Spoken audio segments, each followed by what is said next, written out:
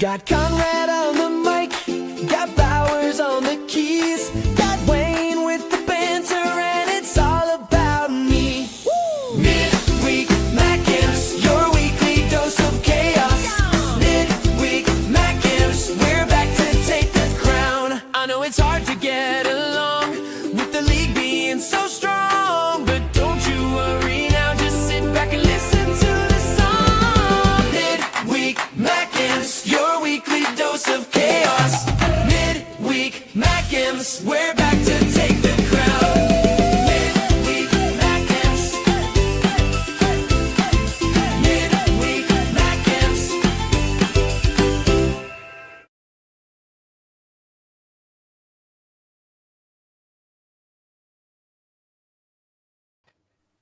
Hello, everyone. Welcome to Midweek Mackems. And we're a Mackem short tonight. One but I Mackem think, short of a full litter. yeah, but I do think we're still. Wayne. I still think we're going out on his channel, so we'll do our best to slag him off and get all you to come and join us. I'm I know, he joking. needs his precious sleep, doesn't he? Well, this means we can go all night. No, we can't. We really can't. Right. So, I mean, that song cheers me up after a terrible game of football. So let's get straight into Fulham, and into, first of all, the setup, because we talked about this last week. And I think Wayne was the only one that said not to go 5 at the back, to go 4 and be more attacking. But obviously he set up in that defensive formation again. Conrad, right move, wrong formation, right players? What's your take on it?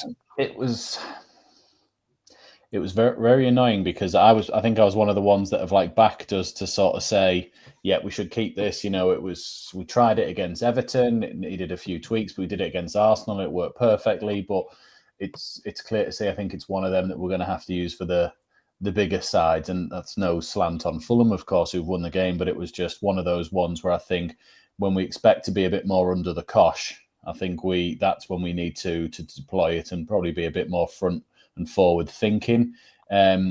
Although whenever it came out 1:45, I wasn't bothered. I was like, same team that faced Arsenal. Doesn't sound bad to me. You know, that seems all right on paper, but the way it transpired and panned out was not what we'd hoped for. It's probably the nicest way of saying it.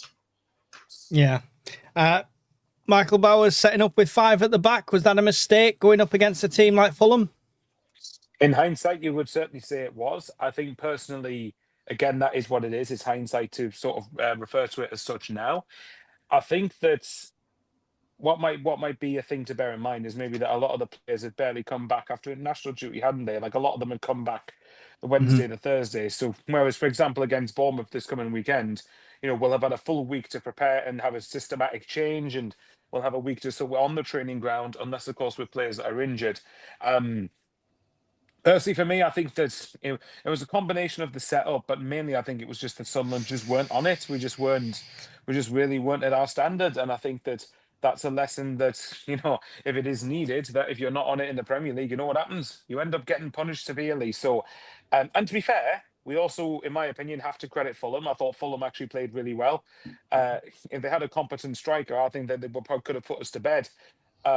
Which obviously we were less than 10 minutes away from getting a valuable point on the road. But yeah, you could certainly argue that it was a mistake. But I think it was more Sunderland's performance just wasn't very good, as opposed to being the system's fault, really. But I would be disappointed if we went 5 at the back against Bournemouth on Saturday, though. Yeah. I've not acknowledged the chat yet because I'm a terrible host. So thank you everyone who's joined and who's already in the chat. I've got there's a few questions in there. I'm going to star them and come to them after, if you don't mind, when it's a question. So I will try and highlight them and we'll come back to them. But good to see so many people in there, and our moderator Emma's in the house as well. Thank you all for joining us tonight. The comment related to that was worst performance of the season from SJ. Wrong formation, right players. Changing Crisis says 5 at the back away from home is fine, but when you get half time and it clearly doesn't work, you have to change it. Labrie didn't change his system till the 90th minute. Yeah, this is a problem. They had 25 shots, 6 on target. We had 4 and 2 on target. Conrad, we're just not creating chances. Yeah, I've been saying it for a few weeks, but it's sort of been one of those things that hasn't come up that much because we've been doing all right. I mean, like we said, we're on 19 points in 12 or 13 games, so it's not been like it. By the way, 1 subscriber away from 3,000. So if anyone here hasn't subscribed to Black Cats TV, please do it now, just so we can hit Anyone it now. who's watching on my end, go and subscribe to Black Cats TV. Yeah. And of course, Only Fools and SCFC. Yeah. Yes. I think Wayne's only like 30 away from his next milestone, and you're only like 40 away from yours. So do that as well. But we're 1 away. So do that one now, and then go to the other one. But we've been saying for a while we lack creativity. We were taking our chances when we got them because we were only having a few chances a game, which clearly shows there. But we're going to need something in January, some creativity or some sort of goal threat from the wings, which is the one thing we probably didn't get in the summer. I know there was that player that we nearly got, and then they tried to pull a fast one and get more money out of us, and we cancelled the deal. But I can't. Loriente, you're on about. Him, the one who we sort of pulled the plug on and sort of didn't do that, and he's still been banging them in for his club. I don't think we'll go back in for him, but I think that's the thing that we're missing is some sort of creativity, some sort of flair up top to really try and get these guys the chances.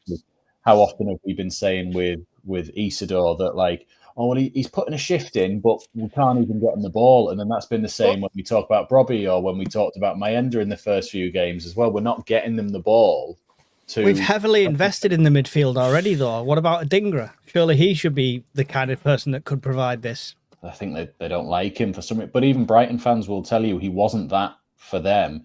We sort of remember him as being, oh, yeah, he's a really good up-and-coming player, but he was never, every week goal contribution for them. He was a flashy player, had moments, but which we've clearly sort of seen and thought we could turn something out of that. But yeah, and then Talby was an up and comer as well. He hadn't really broken into the first team at Club Bruges, but we all went, well, he's played in the Champions League, which he had done, of course, and we've then taken on that burden of getting him better. So the only one we've got on the wings who actually has any sort of goal-scoring pedigree from the wides was Traore, but that was back in 2014 or 2020. Sorry, no, it was 2020 for Villa. And then you've got Mundell, who we're putting a lot of hopes on because we know he's quite direct, and he's very. Traore was the first to get a shot off in that game, and he looked like he played pretty well from the bits that I'd seen.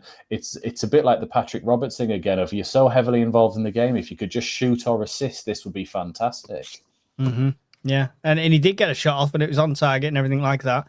Yeah. Michael, is it a lack of creativity, or is it fear of shooting? I feel like we're trying to walk it into the box all the time when 3 or 4 people could have an opportunity for shooting for some distance.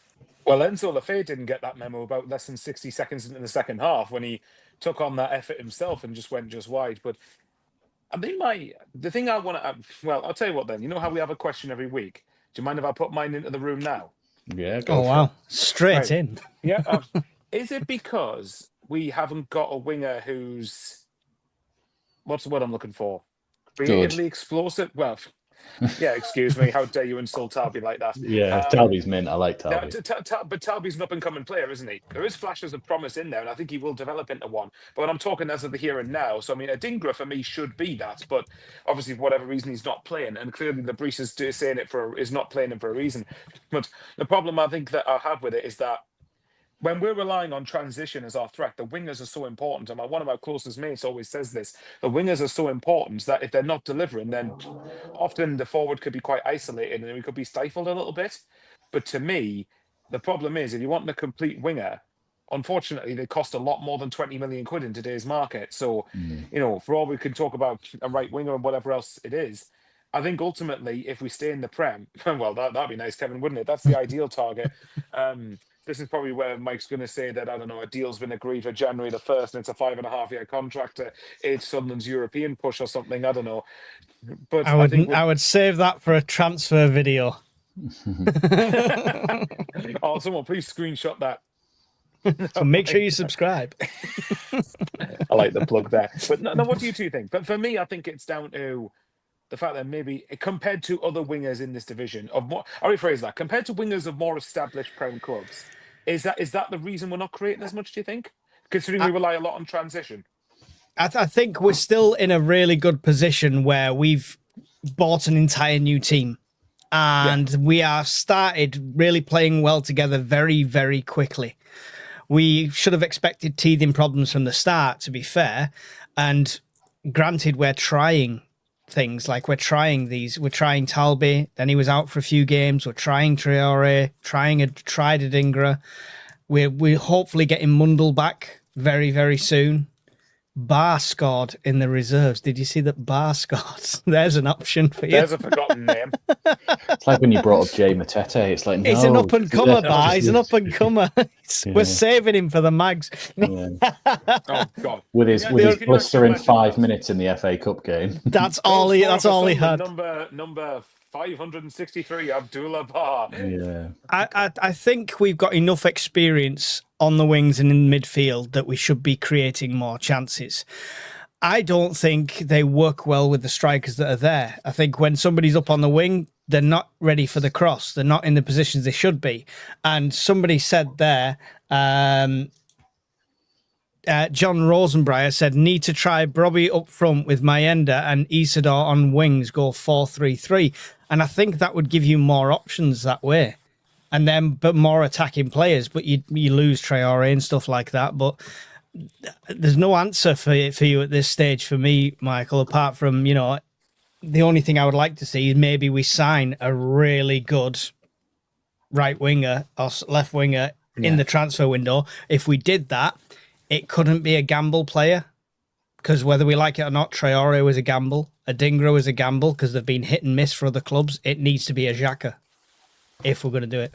Do you mean that? Well, because for me, you're looking at Traore. What did he cost? 2.5 million, something like that.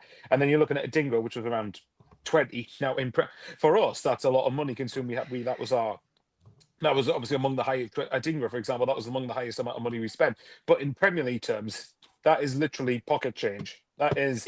It is, but it's still based on Adingra's, like you say, has got that reputation from previous clubs where he was good at moments and then he was not even played for a lot of it and stuff like that. So it was still a gamble in that way. Whereas obviously when you've got a player coming through with the experience like Xhaka, there's none of that. Oh, I wonder if he's okay. He's had a few games out. I wonder if it was just solid from day one. If you're going to improve this squad now, it has to be players of that level and that caliber. Not necessarily that age, but that level and that caliber. But just a few years younger. Yeah, consistent, just consistent players. But the problem with that again is that costs probably around 50-60 million quid, and that's the. So, but I'd rather one of them than 6-10 million pound players in the window. What I would say, to be fair, is if we and I'm just keen to know both of you disagree on this, but if we stayed up this season, then for me.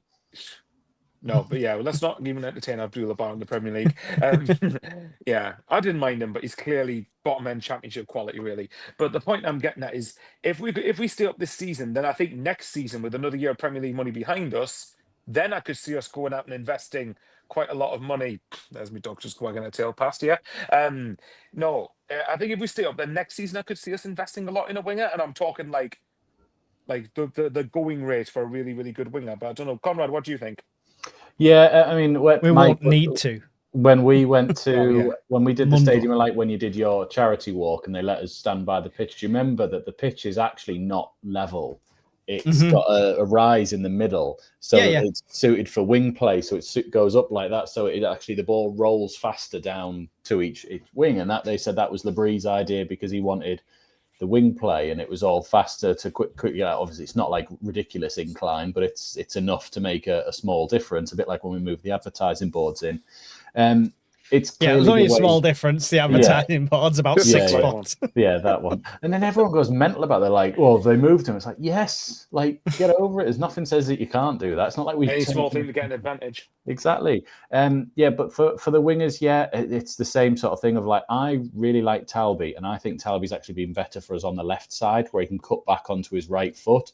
There was a period in that Fulham game before where he didn't get his head up, and Enzo Lefebvre was in an acre of space on that left. That was minutes before they scored, wasn't it? Yeah, and it was just like I'm not saying Enzo would have scored or anything like that, but it was a bit like he stood on his own on like the corner of the box, like but miles away. If you give Enzo the ball, then that means that it's on Enzo if he doesn't score or not.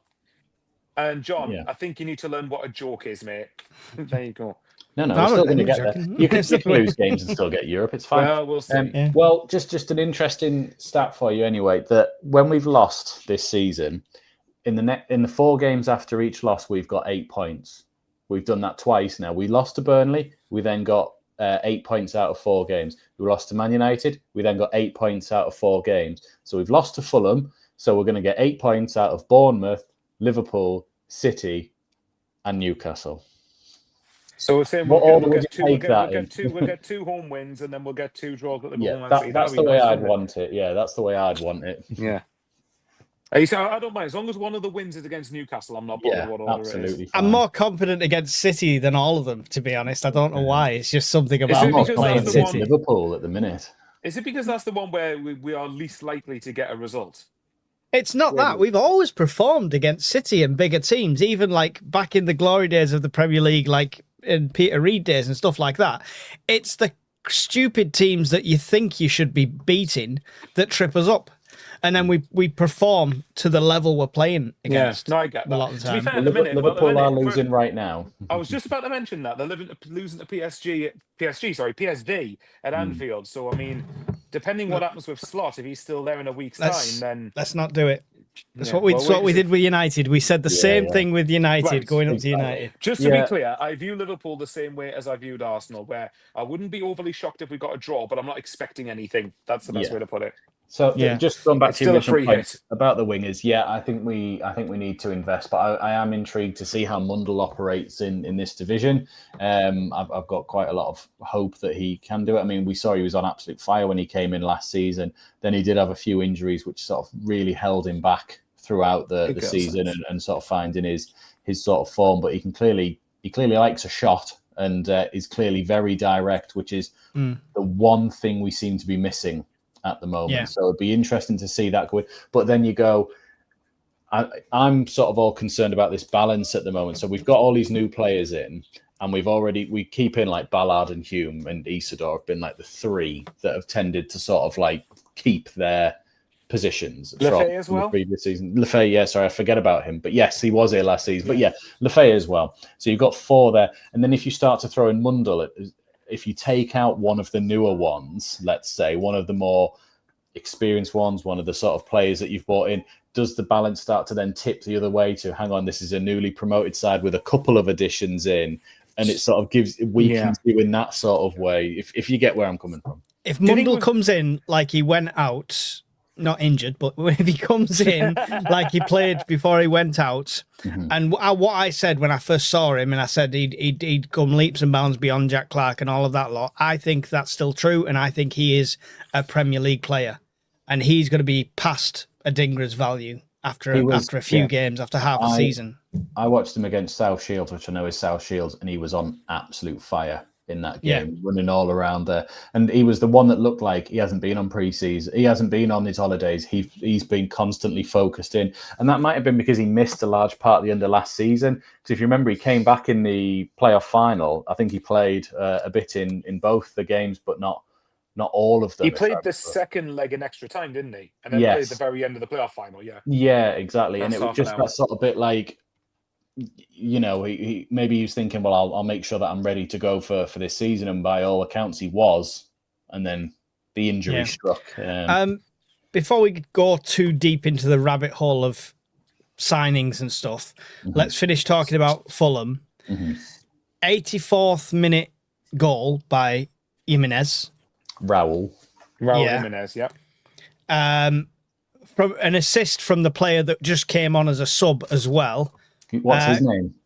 It was Kawaka Waka. Something like that. I just knew you couldn't say it. That was all. Is this the guy they signed Chukwueze. Is this the guy they signed from Chelsea? I think so. Yeah, it could be. But they brought him on, and he assists. Is that good finishing us off by Fulham, or were we unlucky? What's your thoughts on the actual goal for them, Michael? I think personally it was the cross itself was good, and I thought the finish was decent from Jimenez, but I was very disappointed at how easy Fulham found it to put the ball in the first place. The cross itself is very good, but I feel like we should have got to it tighter. We should have been able to sort of stop them. And I think some of the stuff that does tend to undo us, and it's not just a Fulham thing, but it's a general thing, is sometimes our decision making on the ball costs us and ends up leaving us being transitioned on, funnily enough, and actually being Mhm. able to, and actually teams are able to create chances against us when I don't feel we should be as open as that. But but again, as I said earlier, I think if you're Fulham's point of view, it's a good goal. I think in the sense that you put a good ball in, then it's a good finish. From our point of view, as we can always highlight with any goal, we can see that it's going to be really poor. But if we're honest, I think it was coming when the goal came. I think we were lucky to have got to that point level, and I think Fulham did deserve the win. But of course, the goal was avoidable. Yeah, yeah. What's your thoughts on the goal for them there, Conrad? It was so I didn't actually watch the full game, but I've since caught up on it afterwards, and it looks like it's one of the most frustrating goals that we could have possibly conceded, and there were so many points it could have been ruled out. I'm not going to have a go at the ref for the Nordy foul because the ref was terrible. I'm sorry, the ref was on par with Everton. The ref in full was terrible, but I'm not convinced on that specific foul, potential foul. Hume does not come out to his man and just sort of runs alongside him, which then Thingy only needs to knock it onto his left, and he's got that free angle to get the crossing, which is what annoyed me, number one. Then Ballard is clearly in front of his man and could easily cut it out, but he sort of stops to look where Jimenez is and tries to sort of shield him rather than watching where the ball's going. Roofs at the same time doesn't come out and get it. The one time this season where I've sort of thought you should have come for that, and that's what we've bought him for, and he sort of got stuck in this sort of no man's land position. So with Ballard stopping and Roof stopping, Jimenez just only had to awkwardly stick his foot out, and it rolled past the two of them. It just felt entirely avoidable on three different parts in that game. I mean, and we hadn't played well, and we could have nicked a point and gone, not a great day. We've got a point. We leave. You know that. And by the way, just to add to that as well, Fulham aren't a bad team. And no. They've only lost to Arsenal at home. But that's what I was going to say as well. And I watched them play. I think it was Brentford they beat at home this season. They were very good that night, and Brentford aren't a bad team either. So the point for me, I saw a few people tipping Fulham to get relegated, and if we're basing it just on last Saturday, I'd be staggered if they went down. I think they've got too much quality. And yes, I've just seen that comment, Mike, and yet face palm is the right one. See, for me, in terms of the referee, I thought the Everton referee was slightly worse than this one, but this ref still was very, very poor. But I hate all this bollocks about how it's sacrilegion if you happen to have got beat, but the referee was shit. And if you dare point it out, it's because you're bitter. When it's like, well, if that's the case, then we wouldn't If that's the case, then we wouldn't criticize the Everton referee because we didn't lose. So to me, I don't buy that. Both can be true. We're not bitter. They had 20. By the time they scored, they'd had more than 20 shots on our goal. The win was deserved for them, no doubt. Yeah, it was the ref didn't make a difference in that aspect of things. And to be honest, what you're saying, Conrad, with the keeper and Ballard and stuff like that. That could be fatigue. They've endured 20 odd shots throughout this game, constant attacks. There's no way you're constantly switched on for this entire game. And Tam's just put a comment in saying, would the keeper have made that ball? It was cut away from. I've just had a look again on me. He's in the middle of his 6-yard box in terms of between the line and the 6-yard line, and it bounces on the 6-yard line. It's one of them that's like, I don't think it's as far away from him as he thinks. I think it's that. It came in, he probably saw the flight, decided against it, but in that same moment of him moving forward and back, that's what stopped Ballard from moving in and back.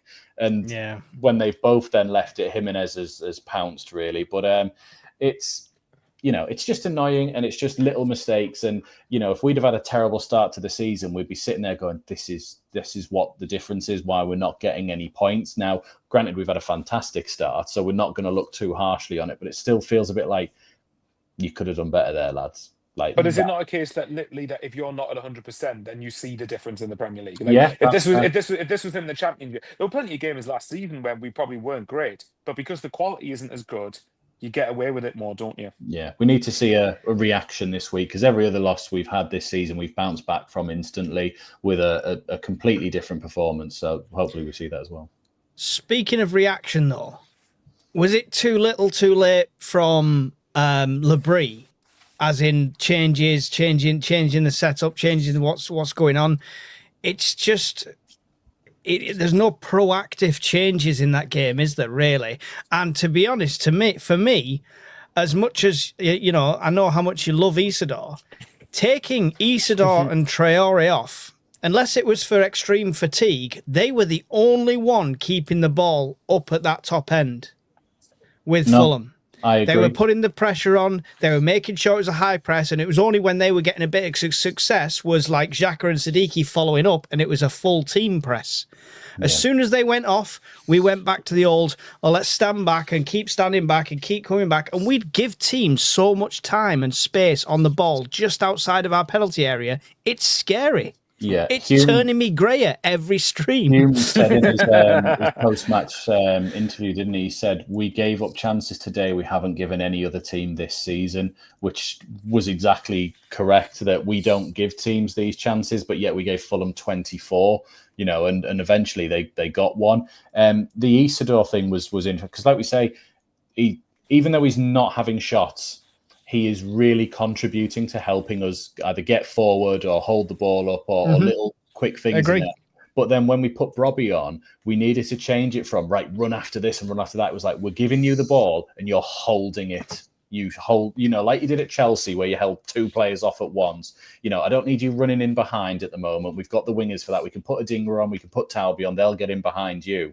But you need to hold this ball up so that every time we give it forward, we reset the back line or the midfield and we get back into position. Because when you were mentioning transitions before, Michael, it just kept coming back every time. It felt like that period in the Arsenal game from about 50 minutes to about 65, where everything we were doing was just going back to Arsenal and then back to us, and it was a bit wasn't like sticking, was it? And it no, us back under pressure again. It just needed to go right. What's the change? Okay, you're taking Isidore off, that's fine. You're taking Traore off, that's fine. They've put a good shift in, but you need to hold the ball up now. Talby's not going to hold the ball up and not going to do what Traore's been doing. I think he can do better than Traore attacking wise, but he's not going to do the job that Traore's doing.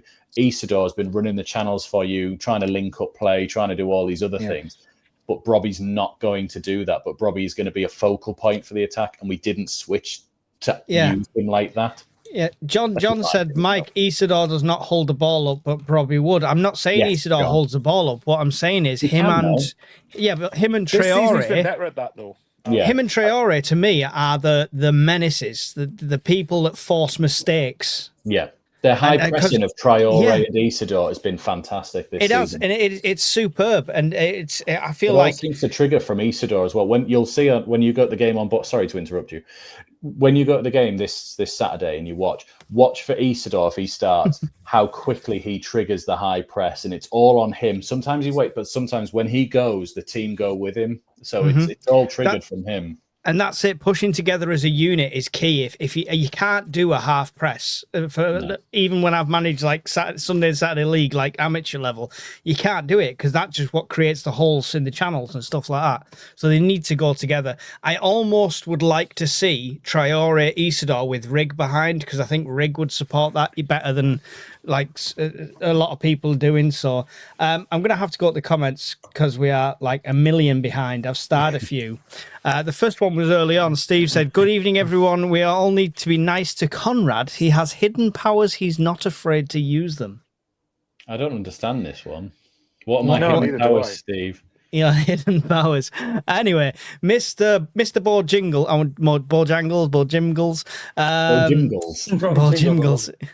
Liverpool's losing 3-1 in case anyone's interested. They're going to be losing 3-1 next Wednesday too. If 5 at the back is not preferred anymore, would 5 across the middle work better as more players in attacking areas as another attacking body?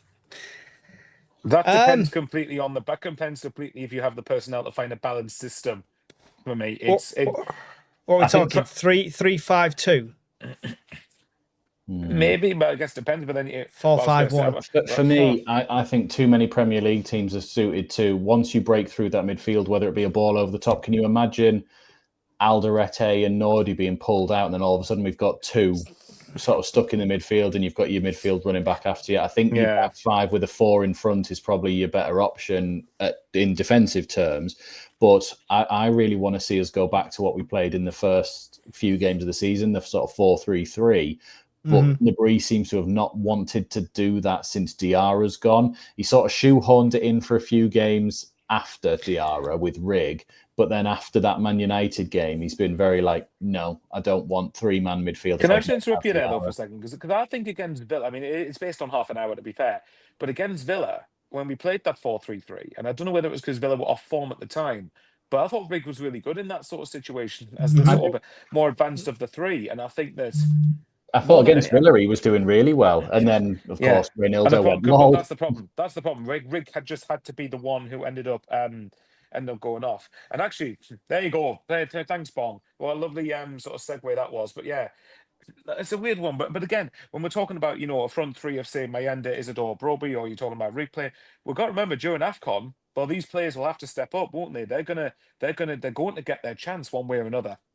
Michael, is this remember when I met you in Gateshead game? Is this that lad that shouts all the time?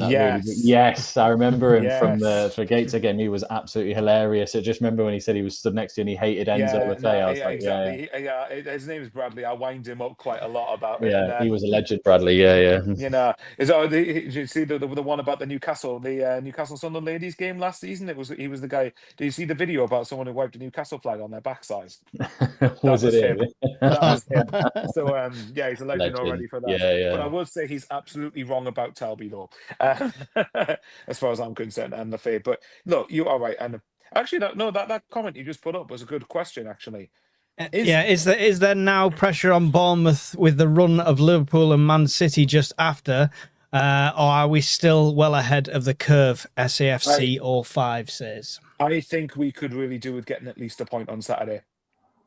Personally, I'm not necessarily saying it's a must win because obviously, look, every point closer towards 40 for me is a good one generally, but I feel like you need to get something at the very least, in my opinion. Look, a win ideally, obviously, but I don't get to many games. They better bloody win. It's as simple as that. But what I will say is Bournemouth are not a bad team whatsoever. They are one of the best teams. Well, they come into the Fortress of Light. Well, let's hope so. Fortress of Light.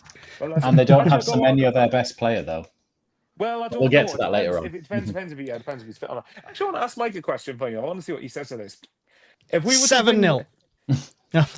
What, to Bournemouth? Oh, that's all right. Well, what I was going to say to Mike was, if we're going to win one and lose one of the next two home games, what order do you pick then? Because you're coming to the Bournemouth game, but the Mags game is after that.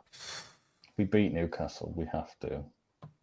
I've already been preparing my speech.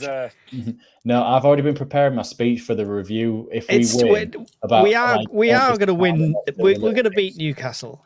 We're going to beat Newcastle. I mean, I think those two struggles, whether they're on form or not, the two struggles are definitely going to be Liverpool and City away, because it's away games. Our away form's not good.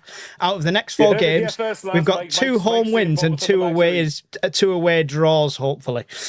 So basically what Mike's saying is that Bournemouth and Newcastle are easy games. Oh, Newcastle's definitely an easy game. Yeah. Walk in the park, man. Walk in the park. Easy fixtures we've had, eh?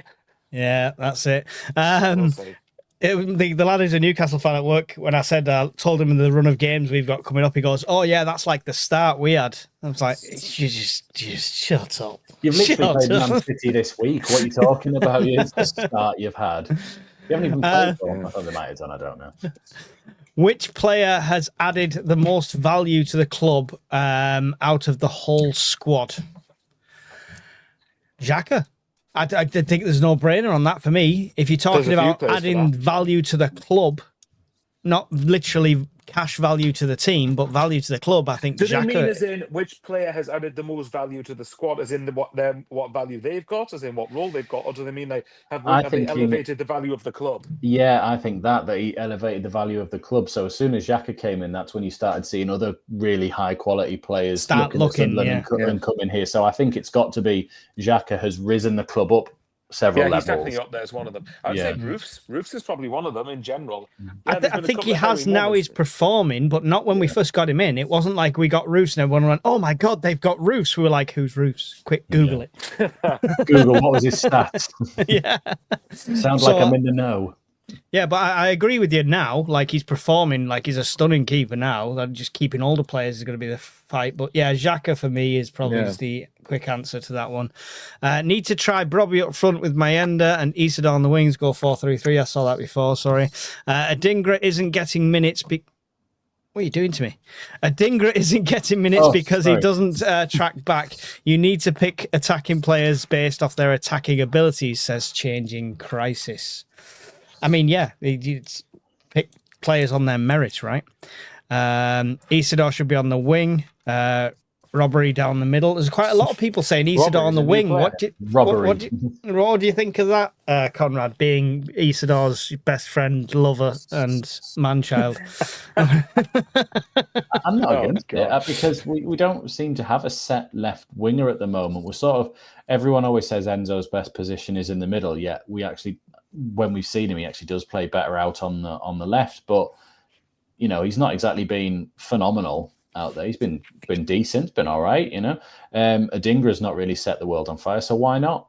Why not? Let's give it a go. Do you know what? I actually think he lends himself better to that role. Because Robbie in front of goal, we've seen him being able to hold up the Leaning Tower of Pisa sort of thing on his own while everyone catches up. He's got that strength. We know Mayenda's got a good running in him, stuff like that. Do you know what Isidore's got? He's got them shots from weird, awkward angles, which lends itself better to coming in from that wing, I think. And of course, if the ball ricochets to the far side, you've still then got a striker who's on his strong foot to fire it back. Whereas sort of now you sort of go, well, you've got Enzo who isn't looking for a shot in his first instinct. Do you know what I mean? Or if Talby's doing it, Talby's right-footed, but he's out there. So then he wants to actually go on the outside. It sort of lends yourself to having a few more, a few more shots at goal, maybe. We're signing Fermin Lopez, so don't worry about it, says Changing Crisis. True story. Yeah, true story. Signed three of them, I heard. With Ahmad. Yeah. I believe we need to score more goals, obviously, and we need to start having a dig from outside the box, 100%, and look up more the final third. We have so many changes where the player look up, we would have scored. Thing is, we only go for these long-range shots. We only see Xhaka try from distance when we're dominating, when we're already a goal up. It's almost, I feel like it's almost they're afraid to shoot to miss. And they're trying to find that perfect opportunity, that perfect angle. And we all know in football, they're few and far between. Better off to just go for it, get a lucky bounce, get a ricochet, get a corner, get anything. Just get a shot on target, even if it's from outside the box. So in which case, what you want to do is max power against Lincoln style. Yes. Yeah, 100%. No. Yeah, but right, okay. I've kind of gotten a minority opinion on this. I don't particularly care for shooting outside the box because most of the time, Sunderland shots go into row Z or the high end of the stands. Now, if you're gonna shoot outside the box, make sure it's on target. For me, like that's something on target or thereabouts, not row Z, yeah. Well, but if yeah, it's yeah, but you know slightly what I mean, wide or anything, if you can make the defenders and the keeper doubt where it's going, they're going to get a ricochet, and we're going to get the set pieces. And we all know we've improved massively on set pieces. So the more of them we can win, the better chances we've got. If you're gonna have a shot like from outside the box, it goes just past the post or just over the bar, whatever, then at least you've come close to hitting the target. I don't mind those ones. It's just ones when they're just hit so waywardly, and I keep going. That's why I don't like shooting outside the box, because most of the time we're not very good at it. I know, but when a screamer happens, it's amazing, and I don't no matter who scores it, I want to run to the corner flag. Such as Xhaka's deflected long ranger against Everton. with our wing play though, it doesn't suit us to get opportunities on the edge of the box though. If you think they tend to be the wingers cutting into the corner of the boxes, little square passes, and someone shooting between 12 and 18 yards. The only person sitting on the edge of the box for the cutback is Xhaka, but Xhaka's clearly playing a smarter game of looking for other options. Really, even against Arsenal, the crowd asked him to shoot about 5 times at points where we were camping Arsenal in the last. Even in the build up to their second goal, and he didn't. He was waiting for the opportunity, and then Hume dinked it in, and we scored. He could have easily shot and missed, and that would have been it. Chance gone. He was waiting for the opportunity, really. I love that comment, by the way. Sorry, John W. said, Mike, don't try talking football matters to Mags. They always reply with a load of bollocks. Well, we're miles bigger than you. We've got the airport. All players have to live in Newcastle, blah, blah, blah, blah, blah. But yeah, I'll tell you something. Here's another one is, I think Saturday as well against Fulham was the first time I really noticed how much we missed Diarra. And I actually think from what Conrad's describing there, well, there you go then. I actually do reckon that Diarra would offer those things, and I think that it's just a shame really they had to be bloody injured since what was it, like mid-September between He missed Palace and Villa. Palace. He missed Palace, and then No, all he the played way. Palace. It was after Palace. I think he got injured. Ah, right, okay. Yes, because Riggs started, and that was the one we were all saying. Yeah. We thought he was injured. Yeah, you're right. So he's played 4 games, and then he's going to be out and probably on the bench until the Mags game. So in other words, we're winning 2-1 late on, and then Diarra scores a screamer, and Mike's just going to be like, Luke O'Nine's coming off the bench in that game to score the winner, like a "Kiss Josh, Anthony, like kiss a the Josh prick, Gowan Anthony." diving header in from outside the box He's against. not, Fulham. he's not coming off the. He's not coming off to score the winner. He's Yeah. coming off the bench because we're 4-0 up, so we may as well give him a run out. And then he's just Then gonna he'll try score. and then he's just going to say to Anthony Gordon, "Do you want my shirt?" And to the prick that he is, yeah. Hang on, I just want to put this on. Did you see KLD's celebrations against Newcastle? Because he was in the Oh, Yes. crowd. yeah, 'cause I'm not saying I might have done. I might have seen them. Like I might have. I think that. Oh yeah, there they are. I see them. Yeah, yeah. Well, hopefully we're all doing that on December the 14th at full time. There you We go. will be. I We do like will that, be. that I really hope shithousery so. of him to still. I know his family, the other club as well, but the shithousery of the Sunderland owner to go to who they're playing in the Champions League and celebrate when they're Do losing. you reckon though? Like, Seriously, that could, because it depends really. Because I think Newcastle would then have to go to Leverkusen, needing to get a result for to get into Yeah. the top 8 of the Champions League group stages or league stage, wouldn't they? So Yeah. you'd like to hope then that they'll obviously probably have one eye on the Sunderland game, but hopefully they'll take a lot out of it there, and then they'll feel the effects of it against us. Yep. Yeah. Let's get through some of these comments. I don't think we've worked out how to play with Brobby on the pitch as a centre forward. I get the defending from the front that Wilson does. Yeah, I mean, it's time, practice, and finding the right system. There you go, Conrad. Someone's back in your corner in the Isidore fan club. Playing a 2-man midfield doesn't help. Most teams play with 3 and you're constantly outnumbered. It's hard to get control of the game, says Changing Crisis. Tell that to Chelsea. Valid. And Arsenal. Yeah. Valid point. Just think about the 15-point season for a minute. Feels like good seeing 7th in the league right now, says not Mr. Well, Moon. even if you don't want to think about Sunderland in that regard, just look at Southampton last season and Sheffield United the year before. And I remember Derby not long after that as well. How do lads? How is Michael Conrad and Cosplay Conrad doing? Cosplay. Cosplay. It's because you've cut your hair. Oh, Mike. right, all right. I love Right. Mike's nickname. So I was so confused then. I'm like, Yeah, so was I. have you been on Conrad's OnlyFans? What's happening here? So Joe actually is quite funny then. So Jimmy's nickname for Mike is named directly after Conrad. Oh, that's funny. Yes, Emma, we're up on Saturday. Me and my brother, who's in the chat as well, we're coming up for the game. There he is. I work in retail and it's Christmas, but my boss is still giving me the afternoon off to watch the Northeast Derby. He knows how important boss. it is. I There we like go. him. There we go. Mike, don't try talking. Oh, I've already saw that one. Sorry. Is it so it's funny it's remained worth starred. highlighting again, is it? Yeah, it is, yeah. Diarra was shooting from outside the box in all his 3 games, but I don't think he had any on target, though. Yeah, but he didn't get a chance to. Yeah, there was You got to zero in. First time you got the range, you've got to zero in. The one against West Ham was just over the bar, though, wasn't it? That was close enough. He scored against Augsburg in pre-season. Just want to see the confidence. If your player's confident in doing it, it's going to encourage the others to. And I'd rather have 50 shots and win a game 2-0 than 3 shots and hopefully one of them magically goes in, you know. What dream players would you guys sign in January? So I've put this up because this was going to be my question for tonight. Go on, then. I was but Bailey can steal my thunder for the question. So Bailey Montblanc 5556 says, "What dream players would you guys sign in January?"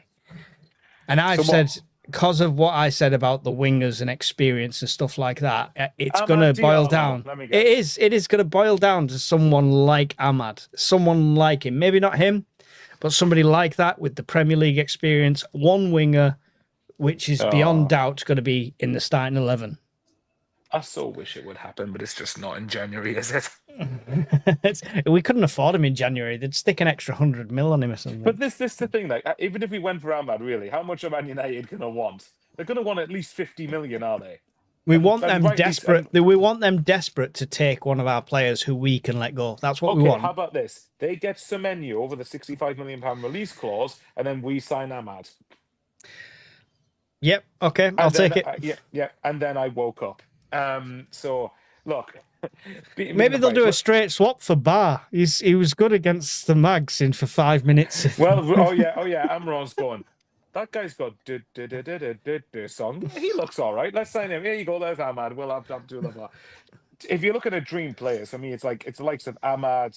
What a suggestion Connor put in the group chat. Connor Gallagher's one. They'll probably be among the two of them, and then I don't know Lopez, just to casually spend like 200 million quid. But that's saying dream players. Obviously, Yeah. It's not necessarily what I think is going to happen. Pipe dream players. Right, pretty much, yeah. That's the right phrase. Conrad, who do you want to see in red and white? I would love to see Conor Gallagher, probably because I thought he was fantastic when he had his loan spell at Crystal Palace. I thought he was really good for Chelsea. But of course, when they spend 100 million on two players, 100 million on one and 100 million on another, he's not really going to get the game time through at Chelsea. I think we could do a little deal with agent Reynildo, giving him a phone call and sort of going, now get yourself to Sunderland. This is where you want to be. This is the one. And look, I wear vests all year round. I'm hard as fuck. Conrad, you're missing a trick there. Sorry to interrupt. You're missing a trick there. Get Mike to sell it, and he'll go, right, I'm going to convince you that we're finishing in Europe this season, and you're going to be a big part of the revolution, son. I think he's a great. I don't think he's a six like KLD, everything he knows. Yeah, he just. I think he's a really good 8 for us, and could be box to box and obviously tough in the tackle. Got a good shot on him from distance. Can pick a pass. I think he's great. I think him and Guendouzi are sort of like side by side in terms of who I would prefer, but I'd probably pick Gallagher. Just from what I've seen of Guendouzi at Arsenal, I always thought, he's great, but is he really that good? Whereas I think with Gallagher, I thought there was always more to give, really. I thought there was more of it. I really want a goal-scoring winger. I can't think of any offhand, though, that are well-known in the Premier League or in other leagues where I think we could go, that's the guy that I think we should go for. But, they'll probably end up pulling out of their arse like a 22-year-old who's never played in the top league, and he'll come in. There is one I could think of that I would like to get, but there's not a chance we get him. Mo Salah. No, not quite. One more. Okay. No, I'm thinking Jared Bourne. I thought you said Mo Farah for a second. Mo Farah. Mo Farah, No, Jared Bourne was who I was. That was thinking Bolt. I don't think he'd come though. So West Ham fan, and they're doing better. That's what I mean. That's why I think if West Ham would not sell when they're in the relegation battle, he's too important to them. Yeah, I just don't. I can't think of a decent sort of. I still think I saw him play the other night, and I think he's a good player, but I don't think he would feel out of place in this team. But he's a championship player. We did play against him last season. I thought he was really good and caused teams a lot of problems, which is Sakamoto from Coventry. I think he's a quality player, and he's constantly trickery and constantly getting the balls into the box and getting around people would be an asset to have. Maybe not a starter, but I certainly think he's a quality. I like player. Tom's suggestion. Tom's comment. I like this thinking there. Tam said for the people on Spotify, Tam has said Ahmad has been a poor player this year considering his talent. I think he's playing for a move. Just on this. But to be well, okay, there was a winger from the Championship we've been linked with before. What about Fatawu from Leicester? Well, Black Cats has just said it as you said it. Has he done anything this season? Yeah, he scored a couple of screamers. What about Phil Foden? No, I want to see Talby on the left and someone on for the right. Yeah, it's every time Talby comes on, it's always been on the right hand side, isn't it? I'd like to see the club get the dead wood out and help the fund for a bid for Ahmad. Yeah, well, we've been wanting that since the last transfer window, but they're sticking around. Gary Hoyle says, forget Fulham. How can players expect to be at it when they are flying in from all over the world, jet lag, tired bodies, and then playing a monsoon? No wonder we're shy. But still enough energy to fight, Gary. Still enough energy to fight. What did you think of Labree's comments on that, Michael? Is this about the fight after the game? Yeah, but his comments were basically saying if they've got enough energy to fight, then they've not put 100% in. Yeah, I did see that. That if you can fight after the game, then you could have given more in the game, basically. I didn't see 4-1 PSV. Sorry. Yeah, I've seen. Yeah, Liverpool won, Sunderland 4 in a week's time. Sorry, hopefully we'll see. If you gave us a point at Anfield now, I'd still be over the moon with it. I think what was the fight about? What did it stem from? It was Siddiqui that was involved, and I think it was to do with just like the persistent fouling, because it was another game where the rest were terrible, and Siddiqui seems to get bullied in this game. Same with Everton. It was Siddiqui the victim of half of these Right. fouls. So if that's the case, did he get a yellow card for that after the He final did whistle? not. Because part of me would have wondered if he had done, then that means Siddiqui would have then got his 5th yellow and it would have been out of the way for Bournemouth. Yeah, I mean, look, I got why I think it's probably Labrie saying it in the heat of the moment to some extent. I know he's a calm, collected figure, but I think he certainly would have had he certainly would have wanted to probably get that off his chest, because he would have been disappointed, as the players would have been, and fuming at their own performance. And if that's the case, in a way, I like that though, because it actually keeps standards high, and we want to keep ourselves on the ground. We want to make sure that we're going to be the best version of Sunderland of what we can be. And simply put, against Fulham, we weren't. So that's how I read that comment, but maybe that's just me. Yeah, it was Reynildo that got one of the yellows, and Ballard. So I don't know what that puts them on in total. Ballard's for the on season. 2 yellows, I think. And I know that because I looked up his yellows the other day, and I think prior to Saturday, I think he'd only had 1, which Are surprised the yellows? me. Are the yellows scrapped after a red? Has Reynildo kicked his yellows out of touch when he kicked? No, because he got a direct. No, that was a straight red. That. Yeah. No, it wasn't. He was saving himself from being landed on. But No. we'll go into that another. Regardless of what you think he was doing, he got a direct red. Yeah, exactly. That's the fine. referee deemed it. The records say a direct straight red card with no double yellows. So right, let's put Fulham to bed. Man of the match, Traore. We'll put that to bed. There we go. But Conrad, give us a game. Let's lighten the mood. I've got 2 because Wayne's not here. I've done his one, which is there have been. Bear with me. I think there's been 9 players to have played for both Sunderland and Bournemouth. Can you name those 9? I've got one straight players? away because there's only one. Lewis Graben. Yes. I That like is you went. one. Yeah. I had to read the list and find his name. I hadn't seen it. I was going to say, yeah, okay, Lewis Graben. Right. Okay, then. Right. Help with it. The chat will be helping you. Yeah, Antoine Semenyo. Semenyo, yeah. Defoe. Defoe, yeah. Does that count as 3? I mean, technically he had 2 spells. Defoe. He had 2 spells there, but it still only counts as 1, as I was Gimli going to say, said. does it count as 2 players now? Oh, well. Okay, then. So what, we got 3 out of 9 so far? You do, yes. And I can't even say I'll narrow down to a position because they're all over the place. Oh, your favourite goalkeeper, Michael. What, You're the Lee best. Camp? Yeah. What's Lee Camp? Bournemouth. Did, yeah. Lee Camp. I was going to say there was a goalkeeper, and Bowers knows him very well. So, yeah, Lee Camp, that's 4. God. John Swinney says Meffin. Oh, yeah. No, he doesn't. He says Meppen. Meffin. Yeah, Meppen, yeah. John O'Shea says John McKinney. That's correct as well. So you've got how many left? 1, 2, 3. 3 left.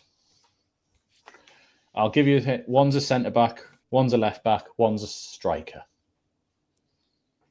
And they're all within your lifetime, Bowers, as well. So That's what I'm trying to like in think. football, they're not from before. I'm trying to think. How many of them were from after our relegation from the Prem under Moyes? So in other words, within the last 8 years. Well, if I give you the order, so the left back played for us and then played for Bournemouth later on in his career, not direct. Fletcher, Stephen Hensel says. No. No. Somebody said Van Arnold. No. Hart, So that was the one I was thinking of. Hart, was it? Ian Hart is the left back. Ian. Yeah, Ian Hart played for Sunderland in 2007 and then Bournemouth in 2013 and 2014. So what we got? Just a centre back and a striker. Centre back and a striker. If I said one of my favourite strikers of all time, and this has got to be post 2005, so I'm not including Phillips and Quinn in that list there. Wasn't a flashy goal scorer, but I absolutely loved him. I was going to say Kenwyne Jones as a joke. Kenwyne Jones is the one. Yes, it is. Nice. Kenwyne Jones. So you've got one centre back. And I think, let me just have a look here. Mark Wilson. Yes, that's it, Mark Wilson. Right, it's where we got him from Bournemouth when we got relegated. Yay. Well done. We got all of them. The chat didn't help at all. Yeah. Exactly. Oh, God. Right. Okay. So, and now for my game. So the one that I do a blind ranking, but I've not done players this time. I'm mixing it up for you here. You know Right, what okay. they were saying this week about how Sunderland haven't won in their third kit since Hull away last season, which got me thinking about kits. I'm going to show you 10 away kits Hang on. from Sunderland in the last sort of 20 Are you going to years. show us them all at once so we can rank them? No, I'm going to show you them one at a time, and you can of course tell me where you would put them in an order of 1 to 10 rather than the players. But you won't know. Are we what's going to go next. third kit wanker appropriate? No, Yeah. so annoyingly there wasn't enough third kits to include really. So I've just gone with pure away kits. So Right, I'll then. start with number 1. We mentioned this season actually, the 15-point season, the black away kit. Oh, I love this one. I love this one. Ooh. There's so many good ones though. I would say 4th or 5th. Oh, don't start hedging your bets right at the beginning. No, Go off 4th or 5th. and then doing them all. Should I just go 10 then? No, this is going to be difficult. We haven't got a 3 here, so we're going to have to agree. To me, on Poppy Up It, I don't think the Reg Vardy sponsor looks good on it. I don't know what it is. It's still the Lonsdale one, I suppose. Yeah, let's go 6 or 7. I'll go 6 then. 6. We'll say we only got 3 points in that kit all season. It's irrelevant. It's about the kit. Was that 2-0 win away at Middlesbrough? It was, yeah. Julio Arca and Tony Miller. I'm wearing its counterpart right now. You are, exactly. So where did you say 6? No. Did you say 6? Yeah. Okay, black away, and then that was 05, 06. How far are we going back here? You're not going to go beyond 2000 or 98. I think I've gone to because I don't want to steal all the club's ideas for kits in the future. The 90s are the best kits. Yeah. So followed by the one in 98. Wayne wore it the other week. The gold playoff final. We also wore it throughout the season as well. It's a very iconic kit, that one. Did you have to buy it 7 sizes too big like Michael Gray did? I think that was how A6 made them back then, didn't they? Wind resistance. He was like a sail. Oh, there you go. There's lots of comments coming in about how low this one should be. I wasn't a fan of this. I didn't like struck it. on it. Just seeing it now, I'm not struck on it. And maybe this is a me thing, but I don't like collars. I don't like collars on kits either. Oh no, collars on the right kit. I'm going to put my head here. Look, I'm here. Collars on the right kit. I'm not a fan. Okay, for that one, I'll probably go. I'll go with your ranking. 8. Right. There's Just still some terrible ones. so you can both be seen if you lean in still on the pictures. So you're going 8 for that one, the gold. Yes. Okay, gold, 98. Okay, right. Up next is the beige away kit. I don't mind that one. 2011. Oh, there we go. Okay. Bonus point if you name the player. Hang on, it's El Mohammadi, isn't it? It is indeed. Yeah. It's better than the gold. 4? I'll be happy with. A lot of people are putting, I don't know if these comments here, there's 3 10s in a row and 10, then 10, 9. Oh, no. Beige and burgundy. Out of all the ones I've seen, this is my favourite of the ones so far.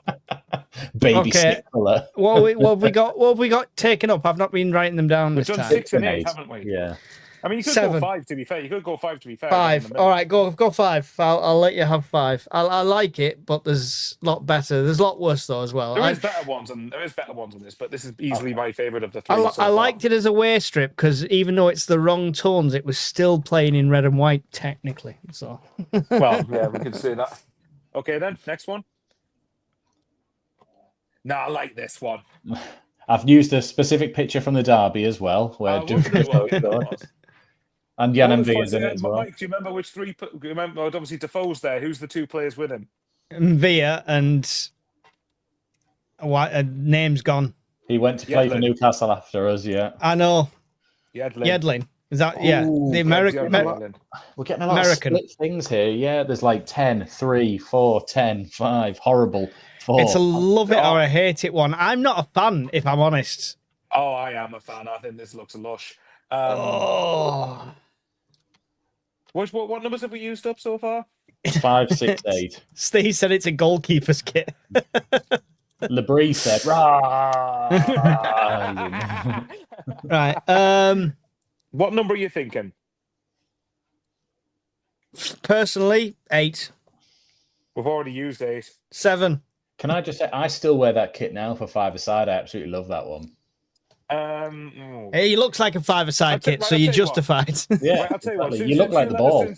Since you let, because I prefer that one to the Tom Bowler one, but obviously it's blind ranking. So since you let us have 5 for that one, I'll willing to go 7 for that.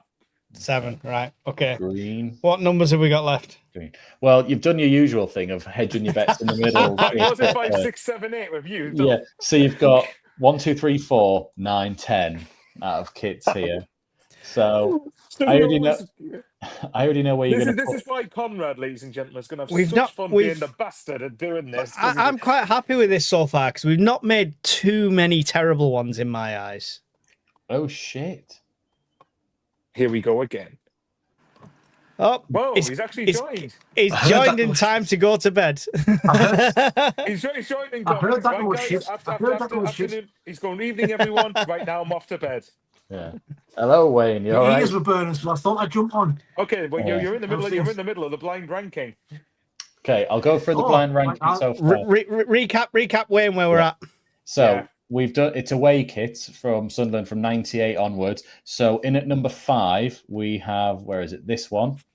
In at number 6 we have this one. Yeah. In at number 7 we have this one, and in at number 8 we have one that you were wearing the other week. They didn't like that one. No, they didn't like that. The chat didn't like that one. The chat was saying 10. We were generous at 8. Yeah. Oh well, you know my favourite one, so that would be my number 2. Yeah. So good thing we did that before we came on. So up next, I've had to crop a certain player out of this picture because he went down for crimes that he did commit and admitted that at one point. Which is this blue away shirt with the. I love this one. I love that. Love it. I've got this one. So have I. Mm. For me, the lowest I'm willing to go here is 4. That is 3. By the way, Wayne, just let you know, we've used up 5, 6, 7, and 8 so far. So we've got We've 1, done 2, our 3, usual. 4, and 9, and 10. 3. Yeah. You've done a step song and gone 5, 6, 7, 8, haven't you? Who do we appreciate? Yeah. Sunderland. 3 for me. I'd say a 3. Okay, I'm happy with that. I was Blue. unvoted anyway, but I was happy with it regardless. Yeah, I love the design of that one. So, in a very similar vein, just throwing you in there, was 3 seasons ago away shirt. Yeah. That's another one I like. But Wasn't a fan of this. See, to me, it's because blue's my favourite colour. So apart from red and white, obviously. I will say that one, a lot of controversy that it was just a template kit from Nike that they did the colours for. And the fact that what does drag it down a bit is the stick-on badge as well. That doesn't look as good. I think Wayne's having internet problems. Or he's a Dalek. Yeah. Exterminate the kit.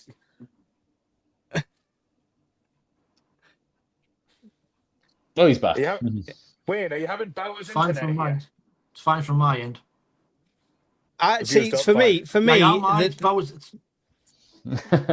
the sleeves on that look like a misprint 90s printer when it went wrong. I was trying to print this blue shirt and it really cocked up and all ground up in the. I never liked it. That's just me. I think it's a template.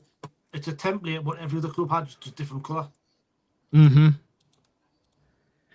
What we say, Mike? The comments are very this is divided so many people. Look at this: 4929 3929. So it's 2 or 9. I'd go 9 with that one. Oh, see, I'd go 4 personally, but I feel like I might get outvoted here. You're outvoted 9. There you go. All right then. I'm so glad you came on, Wayne. Okay, so you've got 4 left, and you've got 1, 2, 4, and 10. So you have to vote a kit in at number 10, which I have a feeling you're going to do with this one, but it's one of my favourite kits we've done. I don't mind this one. It's probably because I hate the season that this is associated with. Yes, it's the relegation season under David but if you look at the Moyes. kit on its own, I don't mind it. I think I prefer the previous one to this, but yeah, this is okay. I've never liked a pink kit. It's not. It's purple with pink trim. It's pink with purple printing. Yeah. 10. All right, then. 10. 10. 10. Light blue 6. 4. Not bad. 7. What have we got? What numbers have we got left? 1, 2, 4, 10. Oh God. It's 4 or 10. It's not going 1 or 2. It's the same for me. It would be 4 or 10. I'd probably be closer to go with a 4 than a 10. But if you put it in 10, I wouldn't. But I wouldn't be begrudged putting it in 10 just because of the fact it's associated with that dour I don't bastard think we won a noise. game in it, if that helps. Okay, 10. Yeah. I mean, well, I'll leave it up to Mike. He can pick whichever number he wants for 10. this. We're really hedging our bets that these next 3 kits are beautiful. Okay. Next one. The Inter Milan knockoff Oh, I in don't mind that. 2009. I don't mind that. Well, obviously, hopefully, all the ones we don't mind. Well, what's Mike? What are you thinking for this? 4. Yeah, I okay, I'm like happy that with that. kit. I've still got Yeah. that one. I'm happy 4. for 4. I like it. I just didn't like the Boyle Sports logo. I didn't like the badge. It looked like a Viagra advert. That's the only thing I didn't like on it. That's very See, true. to me, I prefer the Boyle Sports logo to Reg Vardy. Oh no, I'd rather have Reg. No, I'd rather I have think Reg it just- Vardy than Viagra on steroids. Well, Did you see that one, Wayne? What were your thoughts on this Inter Milan knockoff? I like that one. I like that one. What numbers have we got left? Or what's everybody said? 1, 2, and 4. 1, 2, and 4, yeah. Oh dear me, probably 4. there you go. Kind of got. We've already decided. I think we Yeah. already voted on 4. Cool. So you got 2 left, which is 1 and 2. If Conrad picks some shit kits for these last 2, I just actually searched any year and I thought I'd try to be different. So the Oh, next one, Oh, yeah, I'd probably agree too. I quite like that one, but yeah, I mean, who knows? Maybe there's a shit one coming up after this, but yeah, that was pretty good. But But I it's do hard love to the pic- judge a shit I- one on this, really, because it's By all the about way, opinions. This one. I mean, but to be fair though, like actually, yeah, this definitely would have been the top end picture just because of the picture, the stadium of which this picture has been because taken. of where it is. Yeah, absolutely. Yeah, so let's go 2. I want to see an Adidas black one for number 1. Oh, I hope not. So that's going in there, right? Okay. And the last one, it's actually annoyingly similar to the last kit, but it is our Invest in Africa dark blue. It's all right. No, I didn't. I hated this one. Lik This was Podolski okay hates for me. it in the corner. He's got his hand on his head. It's okay, but again, I didn't like the season that this kit was worn in. was the I think Martin this season O'Neill, was wasn't it? terrible. Yeah, Yeah. apart from the Mags 3-0 game, this was a terrible season. So Can we swap them last 2 round? too late, already done. So the dark Is it- blue one. we should, we should have just put the yellow Bidfest one because that was the night where we got to Wembley, wasn't it? That's right. Yeah. Yeah. Yeah. So Too late now, though. So just to recap, this is your favourite away kit of all time, all you 3. And then you've got in at number 2. In Fair. at number 3, I believe you went with that one. This should be 2 or 1. I should have been Yeah. to have won that one. In at number 4. Happy with 4. In at number Yeah. 5. Maybe lower. Content with that. In at number 6. Lower. Would have been lower for me. That In one. at number 7. Slightly 10. higher. In at number 8. 10. Love this. It could have gone up. Could have In gone at, up. in at number 9. Should have been considerably higher. And last but not least, my favourite, that Yeah. one. 10. Dower Moyes. Yeah, 10. there we go. Well, that was different. She was all right, Other than It great quiz, that says John Rosenbreyer. 3 blind mice. was 4 of us. He's blind. 4 blind mice. Yeah. Our current kits look so good now. I mean, yeah, with I like. Well, I wanted to put the away one in from last season, but I thought that one I would always put at number 1 just for the because of how good it looked to the 92 kit, and we got promoted with it, so it would be an I was just instant about to winner. say, yeah. Well, the 92 one's my favourite one of all time anyway, that one. It's class. On kits, we were that blown away by last season's Hummel home kit, which I still love. What do you think of the new home one compared to last season? So the one Conrad's got, the one these 2 below us have got Yeah. on, Well, obviously. but what do you think of that compared to the last season's home? I preferred last season's, if I'm honest. Last season's is a more contemporary red and white, isn't it? Yeah. I do. think- I have to say this one has grown on me quite a bit. I do still really like it, but yeah, I think last season's home one's my favorite home shirt we've done. Yeah. The only thing where I can't get away from is I'm used to the old badge being in the middle and not the new badge. Yeah. I'm used to the old badge, which I think kind for of me, takes it away a little bit.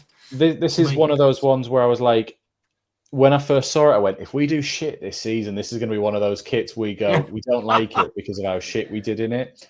But if we do all right in it, people are going to go, it's all right, that actually. And it'll never be more than it's all right, actually. But it's I think it's a smart kit for a Premier League sort of This season, they've nailed the second, third goalkeeper, second goalkeeper. All of the other kits, I think they've hit the nail smack on the head. They haven't nailed the black kit because we can't see our own bloody players on the pitch, apparently. on the kits, though, on the kits, I didn't know whether if Lisa's put a comment in the comments earlier on, but she's been saying, why is Roofs constantly wearing the orange kit? Why does he never wear the green one? Looks a lot any nicer, other ones? I think. I know why he's wearing the orange one. Dutch, isn't he? He's Dutch. And but surely he doesn't get to wear orange for not his choice, though, is it? He should be wearing the strip that goes with the. I know. I think that too. That if they're in the blue, he should be in the green kit. Yeah. No, the black with the one the stripes. The one I've got. Yeah. If it's the home one, he should be in the green, and if we're in our black kit, he should be in the orange. But what annoys me about that is that the orange doesn't match the yellow print that we've got on the back of the black kit. It's not the same color. But I do think he almost is just. But then again, a lot of this might be put down to what the referees are wearing, because some of them wear green, possibly, and some of them wear black, and then they sometimes have pink. So of course, if you've got black with the pink trim going across, and you're looking quickly, it's probably a kit clash reason that not many of them wear bright orange. I thought he just decided, right, well, I'm wearing the orange one, end of. It's my choice. I think he has been, to be honest. I think that's probably what's been going on. I'm liking the multicolored one that I got, though, because it's only flirting, but it's flirting on the edge with the glory days of goalkeeper kits where it was like dazzle camouflage. Yeah, it's never been seen. No. I've seen it once, and that was when when me and Bowers were at the Gateshead game. The pre-season games. The South Shields, they wore it on those two games and then never again. Do like that Roofs, one. Roofs is not a fan. Yeah. Roofs is not a fan. I think it's something to do with visibility as well, though. The defenders always know where he is just from a quick glance, because you can see the bright orange neon. Do you remember when Tim Howard for Everton used to play in like camo? Yeah. And as well as that was like quite good in some instances, there was a lot of time where like defenders would run into him from corners, because if they're just sort of scanning about, they're not fully concentrating. And that's kind of what we were saying about that black kit, that if you're at level with the pitch and you're looking around and you're quickly scanning, what colour do you not pick out against the background of a crowd at nighttime games now, or dark games? You're not going to pick out your blacks and your greys. So yeah. Sorry, that pink kit, I thought it was supposed to be away kits. Is it a third kit? That was a third kit. All right. Never mind. Yeah, but it's because the white one was the default to number 11. The white kit was a blue band on. Yeah, it was the seatbelt kit. Yeah. Oh yes. I mean that one, at least we beat Palace 4-0 in it. Yeah, so, exactly. And Hull 2-0 away. Yeah, we're already down. Yeah. We'll take you with us. While we have you, Wayne, do you have a question or anything to bring to us? I know you're not. No. I've not prepared anything. I did your game for you, Wayne. I made them guess all the players that had played for Bournemouth and Sunderland. Do you know any off the top of your head? Go on then. Sunderland and Bournemouth. There's only 9. Dear me. They're all from like 2005 onwards, I think we established, didn't we? Are they? Something like that. Yeah. And that's only like one as early as like 2007. I think all the rest were in the last. Because, of course, if you think Bournemouth were down in like. Semenyo would be one, obviously. Yeah. We're just doing it again, comments. Who were? Mepham, Chris Mepham. Yeah, Mepham, that's right. Mepham, whatever he's called. Yeah. The Welshman. Yeah. Oh, who else? Defoe. Yeah. We're just doing this segment again, people. Just forgive us. Just for my benefit. Yeah. Go on, just give us the rest.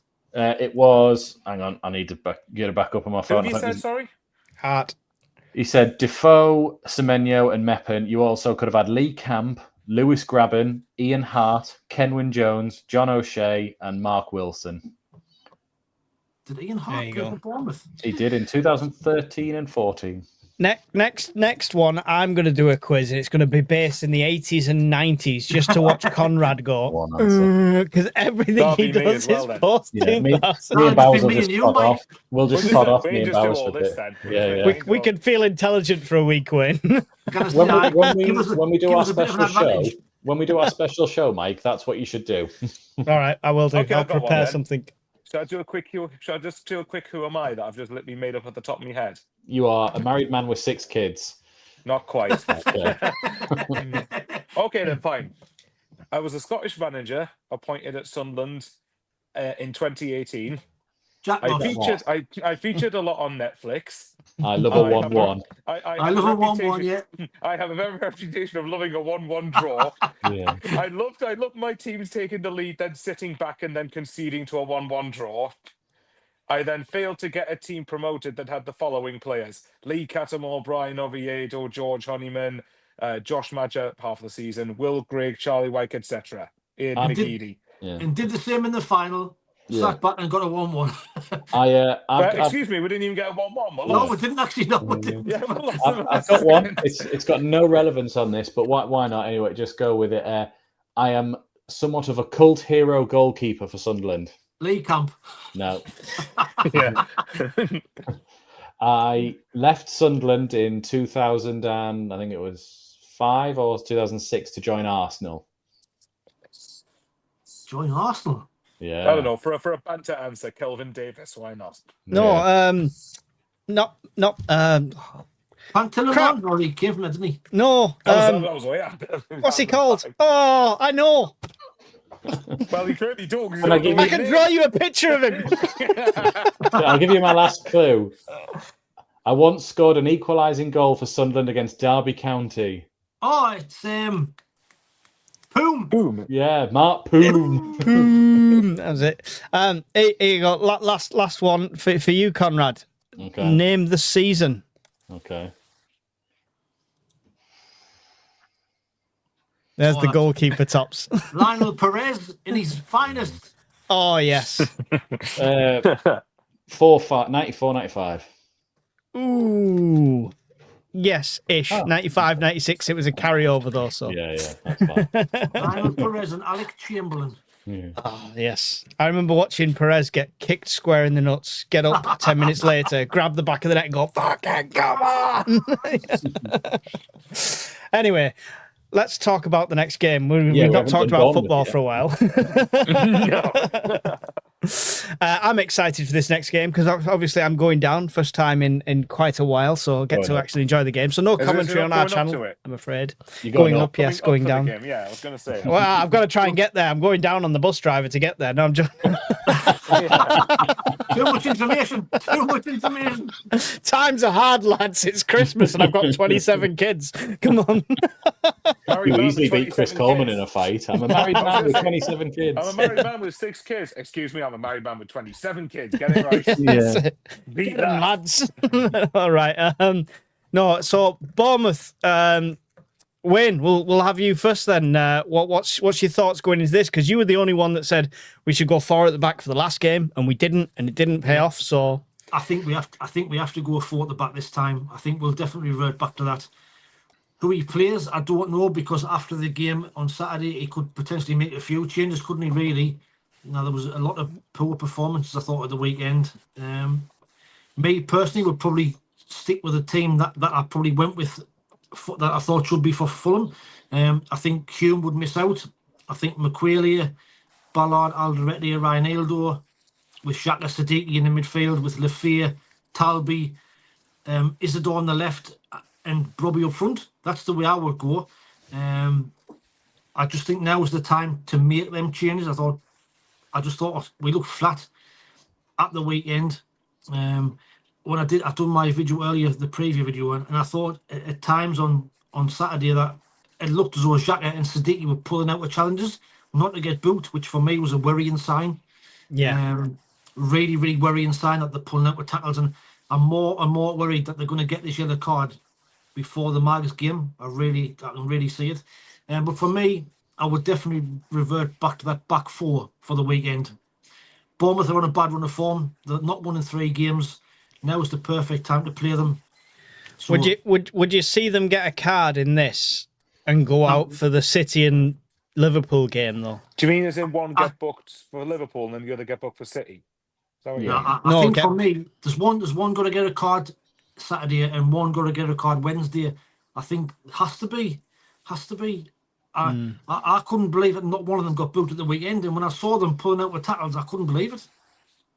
He doesn't seem the type of player to probably manager to tactically think, I'll take this now and do this. He's probably just going, just be careful. Aye. And it's a bit like we're all thinking the worst, that it's got to get through however many games. We'll be sitting at that City what's the game. timeline on that? How do you mean? What's the timeline before they drop off? Do you mean it's games? way after? It's like in Do January. you mean what the timeline is? Is it 19 games? Is it 19, it is it? Yeah. 19. Which 19, yeah. 19 games is Man City at home at the end of December. So, Yeah. New Year's January Day. 1st, yeah. Yeah, sorry. So we've got quite some way to go there. But you've got to remember as well, Sadiqi's going to be away for AFCON for a few of these games, isn't he? Yeah. So if, say, he got his 5th yellow against Newcastle, then it wouldn't matter, for example, because then he's away the following week. Well, assuming he plays, he'd be away the following week anyway. Yeah. Did you read? I don't know whether you saw the press conference before the Fulham game where Regis Lebris was asked about AFCON, and he thought some of the players might be requested to leave before the Mags game, which I find staggering.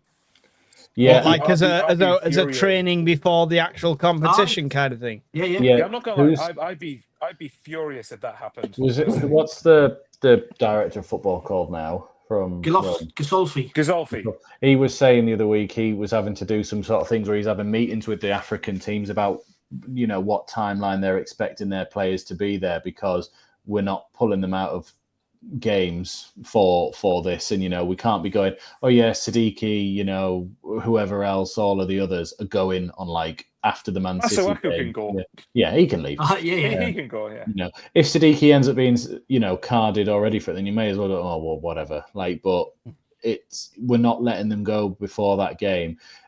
Then TalkSport were doing some sort of BS thing about how Sunderland could ask to postpone games. I saw that idea. Like, is the Newcastle game going to get postponed? Well, no, of course it's not. Nah, no, it's far too late for them now to go, we need to change that game, especially when Arsenal and Palace weren't allowed to swap when. And not to mention as well, sorry, Conrad. Not to mention as well that if it gets rearranged now, it's going to be rearranged to midweek, isn't it? Yeah. And Northumbria Police are not going to want anything to do with that, are they? The only hope for them is that we all go out the FA Cup early and we end up doing like what we did with, was it Blackpool in League One, where we just went, we're both not in, can we just play our game then? Yeah. Yeah, I think for me, if we lost them prior to the Mags game, if you kept the likes of Reynaldo, Siddiqui, actually, I think, and I could be wrong here, but I think Talby's the only one whose Morocco play on the first day of the tournament or something. I'm sure everybody else has to wait a few days for their first game. So surely something could be in Morocco. It's in Morocco, isn't it? Are they the host nation? No idea. The only ones I'd be willing to let go early would be Masuaku, only because Sirkin's on the road to recovery as well. Adingra potentially, anyway, especially if we were mentioning Isidore potentially playing out on the left for the next few games, Wayne. So especially if you can put him out in that position, but I'd want to keep Siddiqui. I'd want to keep Reynaldo, and then probably Traore and Talby. Anyone know how to do dodgy passports? We'll just send them Matete and Bard and people like that. He's just lost some weight. He's all right. I'm sure the club keep hold of them at times, actually, so we could just say we lost them. Yeah. His passport's not valid. On that with Gisolfi, I think what Regis Lebris was saying is that because it's not a FIFA competition, it's kind of at the discretion of the club. Right. And I don't want to deny the players the opportunity to play in AFCON, but it's a bit like your priority is Sunderland, Sunderland's priority is that game on December 14th. Do you think they'd ever give that choice to the players? No. But I'm not being. But to be fair though, like it's not like it's not like we're asking them to miss the tournament. This is the Newcastle game is a week before the first game of AFCON, so surely a week. Get on a flight that night. Like, exactly. And either that night or very early the next morning at latest if they want to. Like, yeah. and I get it for them. For a lot of these players playing at AFCON, of course, it's a huge thing. But I think they will. I think the local lads will let them know about this. But to me, the area, the region, I don't think Xhaka would allow it. No, exactly. We'll have a whip round. Means... We'll get you a Ryanair flight. We'll even pay for the extra baggage allowance. We'll splash out. We're already paying for stand-in cabin. Absolutely. But to be fair, they have to recognise, and I think the lads know this, that this game for us though means everything. So like, go afterwards, immediately afterwards, fine. We're not asking you to miss any games. All we're asking of them is to have them play in the game that's huge for us. John Swinney said back to 4-3-3, please. John Rosenbreyer also said if we go 4-3-3 with Brobby up front, with Isidore Meander on the wings, 3.0 to the lads, 3-0 to the lads. So yeah, I'm going to star the things because we'll get the predictions at the end. Liverpool could be an easy 3 points from what I've seen tonight, says Chris Greener. The AFCON have said December 8th for players to report to their country. December 8th for players to report. Yes, but you can negotiate that though, can't you? Can you report via Skype? I mean, that's... They're working from home. Yeah, that's it. How about this? Why don't you just send them out for 2 days, then bring them back here for the Newcastle game, then send them back out again? Some extra jet lag won't go amiss. Yeah. My worry is that we lose both Xhaka and Siddiqui for the Mags game, end up with Neil and Rig. I don't mind. I want to see Rig get a chance at some of these games. I think he stepped up when he came in for that game and he got subbed off through necessity, which was unfortunate. Could Mundle be on the bench Saturday? Possibly. Miles. And I stood out, didn't he, for the under 21s? He got the goal, didn't he? And I played 45 minutes last week. He looks good. But I mean, on that Rig and Dan Neil, I think you're right. You want to see him get games, but against the Mags, you need your full strength team, don't you? Yeah. You just need the full strength team. You want it. Yeah. 100%. So, sorry, we've digressed into the comments world, but Michael Bowers, setting up formation-wise against Bournemouth, what's your thoughts on that? Well, it would be 4-3-3, I think. I think you need to make sure that you don't get overrun in the midfield. And look, take out the club name Bournemouth and the fact we are a considerably bigger club than them, in my opinion. But take that out of it. They are considerably richer than Yao. Well, we'll see. They're a very, very good team. Every time I've watched them, I think they look very dangerous. They look dynamic. They cause problems for the opposition. Like I know it's not well. I know it's probably not as much of a compliment now, given how badly that Liverpool have done since. But I watched Bournemouth on the opening day and they tore Liverpool apart. They absolutely tore them apart on so many different occasions. So Sky Sports just put not long ago that apparently Semenyo's back in training ahead of Saturday. So hopefully that means he's just going to train and isn't going to play. But I'd be very surprised if he doesn't play. But either way, I think it's a really, really hard game. But so for that reason, 4-3-3. And do you want me to give a lineup? Yeah, go for it. All right, okay, right. So I would say Lee Camp in goal, Billy Jones right back. All over. Yeah, my favourite goalkeeper. Shite. All right, okay. Roofs in goal, obviously. Now, this is a weird one. Because I don't think Hume's done much wrong, personally. I know he's at fault. I think he was partially a good portion at fault for the Fulham goal. But I like Hume a lot, but I wouldn't be against putting Mukiele right back. But I think we miss Alderete as well. I think him bringing the ball out from centre-back, as much as the others can do it to some degree, I think Alderete is a different level. So I'd say Ballard, Alderete. So Roofs, Mukiele, Ballard, Alderete, Reynaldo. I'd say... Now, do you put Gertruda in there? No. You put Xhaka, Siddiqui... I'm just debating it with myself, Conrad. I was nodding with you. Yeah, there he is. All right, I'll tell you what, then fine then. Okay. Put Mukiele in all 11 positions. All right, got the perfect solution. Xhaka can play this game. Yeah. I'm not okay with this. Okay. Yeah, okay, fine. How about this one? To protect these guys ahead of the Mags game, we'll have Xhaka be rested, we'll have Siddiqui, Gertruda, and Chris Rigg. There you go. Them three in the midfield. No, I think probably Xhaka. Oh, it's great. Xhaka, Gertruda, Siddiqui, and then you're talking Lafay. Probably Traore, Isidore, to be honest. I'm not personally a big subscriber of the put Isidore one wing, Mayendo on the other, and Broby up front, because then you've got no strikers to bring off the bench if you need them later on in the game. So if you're going to play one of them on the wing, I'll be going Mayenda on the right more than I would Isidore on the left. But I wouldn't be against putting. It's a tricky one though, because if you're going to put Talby there, he's generally going to be on the right because Lefay is often on the left. But I think the Talby is much more effective on the left-hand side when I've watched him. So, but I would probably say Lefay, Traore, Isidore. But I wouldn't complain if you put Talby at left wing and took Lefay out. I don't, as it's been touched on, will Roos be fit? Because Roos was injured for the last 15-20 minutes on Saturday. He was limping, wasn't he? We've not mentioned it, but yeah, he was limping. I'm not sure if anything's been said. Has anyone heard anything on it since? Surely something would have come out by now if he was injured. But saying that, even when he was limping, he still was kicking. It wasn't like he left it to the end of the game, didn't defenders. He? Yeah, so just been like an if his injury was that bad, he would have been taken off.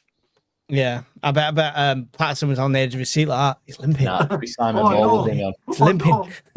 Simon Moore comes on instead. Yeah. Conrad, let's hear your team. You can't have Nordy in all the positions, though, so just one, please. I'm afraid. So we're going to go Roofs, Isidore.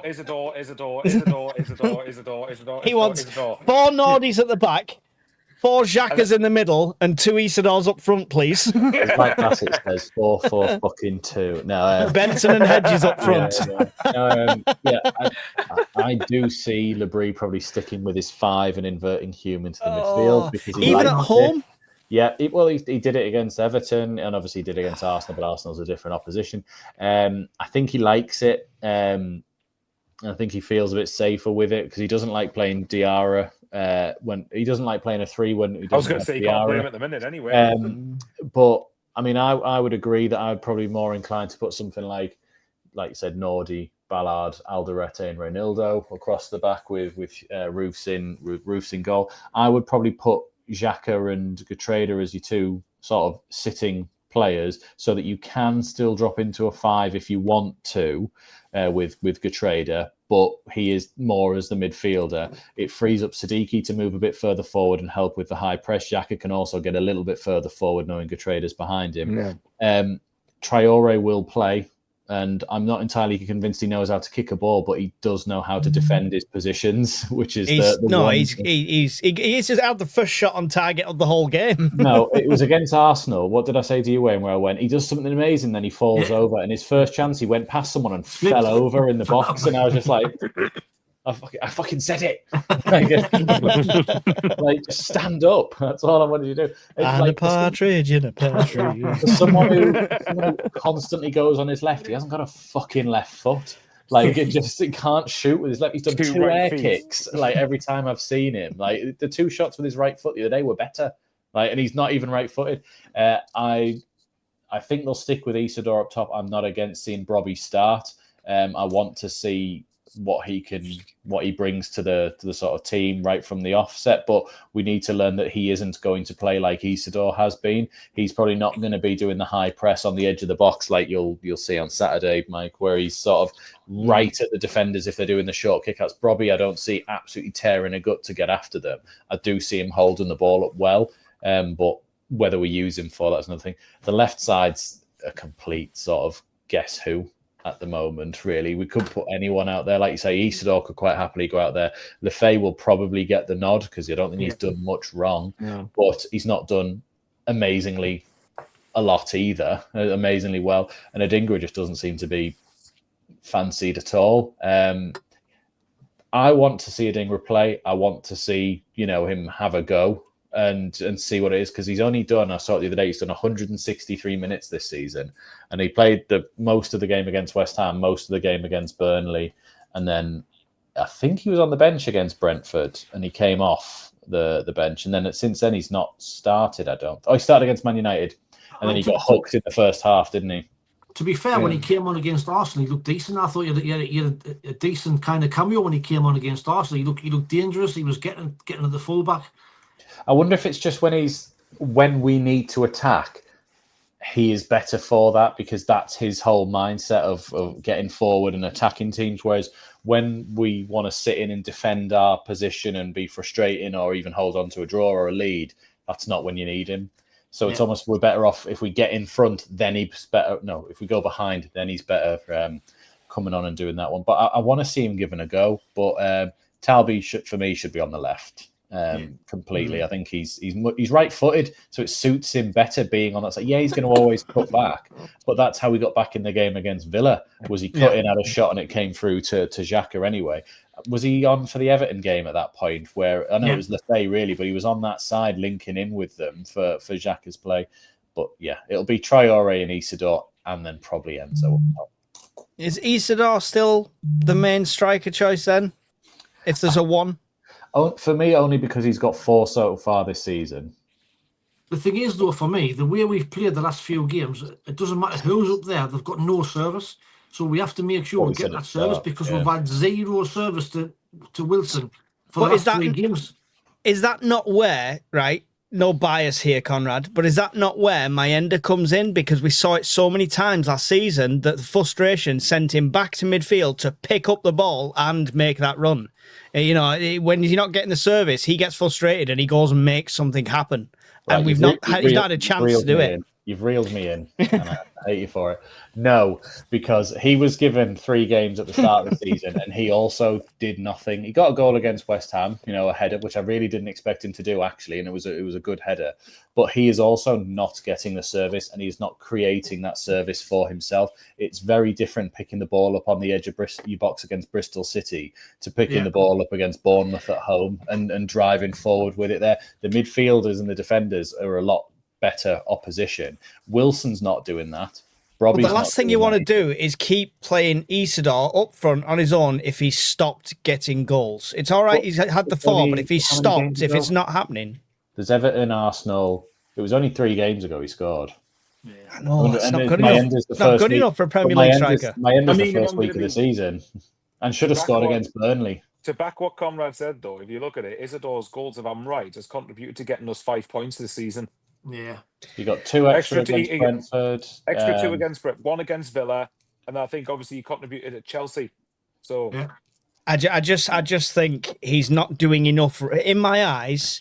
This is not for me, Andy. This could be Brobby. This could be Brobby going in instead. But I'm just saying he's not doing enough for me at the moment to guarantee him that starting spot when we've got Brobby and Mayenda as options that are on par. Like what Wayne said, though, I think you could put anybody up there at the minute. We're not getting the ball to them. We're not creating an opportunity for them. Isidore got 4 feeding off scraps this season, really. Mayenda got 1 somehow. He jumped Max Kilman and headed it in the far corner. Brobby fed off of a flick on. It was the only opportunity he's realistically been given this season. I haven't seen him had another shot apart from that. He didn't even fancy turning the Chelsea player and having a shot, which I thank him for. But as a striker, you would think turn and shoot. You sort of got 1 guy up against you. You'd have a go at it. But they're not getting it. None of them are getting the service. So we'll stick with what he knows, which is Isidore is high pressing and really good at winning the ball back, or at least trying to help us win the ball back. Defensively as well. Yeah, exactly. Yeah. So that's why I think I'm not sitting there harping on at Isidore because I think he's amazing and he should have got 10 or 15 for us so far. He's not had the chance to get 10 or 15, but Mayenda wouldn't have had the chance to get 10 or 15. Brobby hasn't had a chance to get 10 or 15. We're not going to, unless we can create something for them, we're not going to get more than 1 or 2 every 3 or 4 games. Again, it comes back to what I said before, though, that if we're really wanting to have all of these top-end sort of options, unfortunately, they cost a shit ton of money. They cost... So it's, for example, it's rare we've been on. So for those who've been on Spotify, Jimmy Paddy put, it's rare where we've been on prolonged attacks, then we then score. We score our goals from out of nowhere. Now, we are KO teams. Well, but well, this is it though, because if you look at it, most of the time we've been quite clinical with our shots. More times than not, we have been quite, we've had 1 shot, it tends to go in the back of the net. And I've noticed personally that the Premier League, you don't get as many, teams don't have as many chances even against you, not as many, but the quality of the chances is much higher. Just 24. Yeah, 24 if you're Fulham. Apart from Fulham, Fulham was an outlier in that regard. Probably Arsenal, to be fair. But the point is, I think, again, for a lot of these top draw players, unfortunately, it probably costs about 200 million quid these days in the Premier League to assemble an attack that's going to get you, 3-4 goals in many games. And that's the thing. Arsenal have spent 70, 80 on Gyökeres, he's got 2. Man United have spent 70 or 80 on Sesko, he's got 1. Money doesn't always depict goals. Exactly. Look at Liverpool's giant flop of a signing. However, Gyökeres, with Gyökeres, he's not scoring goals or as many goals. It's he brings people into play, he holds the ball. He's an excellent That's what striker, Arsenal were saying. Aye. They were bringing Yeah. it, that he brings the rest of the team into the game, Exactly. where he takes their attention of the defenders away, which is what we're saying about Isidore, which is, okay, you're not scoring that many, but you're doing Well, another I mean, job. I said that at the start, that Isidore and Traore coming off in that Fulham game was a mistake because they were the only ones putting that pressure at the other end. But to be fair, to what Traore is probably our best player, to be fair. And he fell over To be twice fair, though, still. if you add to what Mike's saying, though, right? If we're talking, and I agree with Wayne, one of the things I love about even when we were in the Championship, when Coventry was at Coventry, I noticed that Gyökeres is just a fucking brilliant striker, and I think he's one that I'm not surprised he's ended up at a club like Arsenal. But for what he does, on paper, I would argue Bobby could do that for us if he gets fit enough, where he's someone who can get the ball into play, and he's got some of the thickest thighs that I've ever seen in my life on any footballer. So like, I think, could he not be the person? Is it fitness, or is it just time to gel with the team with him? I don't think it's fitness at this stage. I think it's style of play. We're not a team that camps teams in and gets a lot of ricochets around the box or little touches. So because we don't have a striker where we get the service to him, he's kind of redundant in almost that sort of position. The thing is with a lot of the issues around the attack is more that if next season, for example, we're still in the Premier League, then I think you could have the leeway to then go and sign a few of these players. And remember, I think PSR that I've talked about some biggest thighs is Paul Butler. True, like Paul Butler had massive thighs. Yeah, but the point I'm getting at is, if this season is the last season with PSR, isn't it? It's getting replaced with squad cost ratio next season. Now, basically, long story short, I think apparently you can spend 85% of your turnover on players, basically. So if we can just survive this season and make sure we're still in the Prem next season, then I think you might see us go splash out quite a bit on. So you lot stop buying the Chinese cheap shirts and buy from the club shop. It's going to count next season. Yeah. If you want us to sign Mbappe, that's what we're going to have to do. Absolutely. Oh, was it Osama Dembele or whatever? Dembele. The KLD was pictured with a few years ago. But the point is, I think next season it'll be interesting, and this is where I think. I wouldn't be surprised if next season we did go out and splash a bit of money on it. But this is why I think this season, I remember we had to assemble a new team this year, and we had to prioritize athletic midfielders, athletic defenders. We had to spend our money across the park to give us a chance of staying in games. So even if the wins we get this season, more often than not, will probably be 1-goal victories. But as long as we get enough of them to make sure we're still in the league next season, then that's fine by me. Totally agree. Or in Europe. Agree. Well, I mean, hey, Mike, we could say finish 17th and win the FA Cup. You never know. Either way. I mean, if you look on Saturday, how many times did we get in good positions and the final ball was absolutely shocking? But but what I was saying before, Wayne, I don't think you were in, but we seem to want to do this walk everything in and find the perfect angle. At moments, the whole crowd's when it's Xhaka's feet and he's got a bit of space, he's shout and shoot, then he's passing it on, then shout and shoot again, he's passing it on. Nobody wants to take that gamble. Nah, I totally agree. Which is fine as long as you have a shot. Hang on, Proctor's still not the striking coach there, is he? Yeah. That's the problem. They're facing the wrong goal. That's the problem. So what we need to do then is just get Gerrard to coach our midfielders to shoot outside the box accurately and to make sure it's not a max power level. Just have the confidence. Have the confidence. You've got the faith of the crowd. Have the confidence to at least have a pop once or twice. Nobody's going to hold it against you if you sky 1 or 2. If you do it every single week, or you start turning into Roberts, then we'll have an issue. But the thing is, though, on Saturday, the conditions, it was pissing down a greasy pitch. That's where you should be shooting from outside the box. Because it could happen. Yeah, exactly, 100%. I'd rather have 24 shots like they did, even if they're all over the place. So, anyway, score predictions for this one. I'm going to abstain from this. Because you said 5-1 last time. No, because I'm going there and I don't want to jinx it when I'm actually going. This is where Mike's going to go. We're going to win 4-0 or something. Just right. 3-1 to Sunderland. I'll go first. All right. You've took my score because I've gone 3-1 as well, Mike. Okay, there we go. All right then. Maybe I'm showing a lot of respect to Bournemouth here, but I'll go 1-0. And to be fair, 1-0 at least would take us to halfway towards 40 points, so it wouldn't be bad for me. That's a one loss, and all that pessimism starts oozing back in. I almost had you talking about Europe last week, Michael. I almost had you. If we get to 40 points first and we've got enough games to play, then I'll start looking at it. Right now, it's 40 points. I just think for me, and that's early in the season, for me, Saturday is a game where we've got to get the result, because after that poor game at the weekend, we have to bounce back with the 3 games that are coming up now. We have to get a win on Saturday. We have to win on Saturday. And I think... Get your scores in. Can I ask Wayne a question, if you don't mind? Because that's me, mate, this, and I keep to know what you think. Are you like me in that the main aim this season is to get the 40 points first and avoid relegation? 100%. 100% for me. Right. So, 17th place is where we should be. So ignoring Mike's eye roll and the fact he thinks we're going to get Champions League, right? Right, ignoring that. No, guaranteed 17th by next week, he means, Mike. Yeah. All right. Yeah. Right, and then you start counting your positions up. Yeah.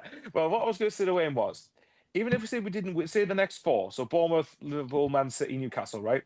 Say we didn't win any of them and we drew 3 of the 4, but Leeds, Burnley, and Wolves lost every single game. Would you accept that now? Because it means then we're 3 or 4 points further away from the bottom 3 than we would be right now. If no, 17th. That's good for us. I know you wouldn't, because you think we're going to win the bloody Premier League. I get what you're saying, but I don't want to get in the habit of having that losing run, because once you're in that losing run, it's hard to get out of it. And I think if you draw 3 of the next 4, it's not a losing run. That draw 3 next 4, I suppose. Say if the loss was at Man City, for example, which a place we expect to lose anyway. Yeah. If we take Saturday out of it and you offer me 3 draws against Man City, Liverpool, Newcastle, I'd probably take that. Oh, I would take that. I would take that. Not Newcastle at home, not the form they're on. I think we've got that. I don't know. And I get what you're saying, Mike, but a derby game, form guns out the window, and it's one of them where would you rather lose the game or would you rather take a point? And now you're at home and you should go for the 3 points, but I think with the derby game aspect in mind, what I've always said for derby games is you can take out the best player in the team, fine, but I'd like a Catamol in there. I'd like somebody like that, and I think Xhaka is that. As if Xhaka plays on that Newcastle game, we've got more passion and drive throughout our squad for a derby than they've got in their little finger. I think the X factor is on us for the derby. I've got me Son ahead of from years ago, and Son and doing the Son, and because what'll happen is Newcastle will not win an away game until the playoffs, because they haven't won away this season. That's what I'm thinking, yeah. And we'll be unbeaten at home. We'll get to the last game. We'll lose Xhaka or Siddiqui. We'll get into that We're game. not that team anymore. That's what happened. We'll see. We'll see who. Well, hopefully, Wayne. Hopefully, Mike's going to be the smartest bastard ever after the derby. Really hope he is. But what was good? If you look at it just this coming month, right?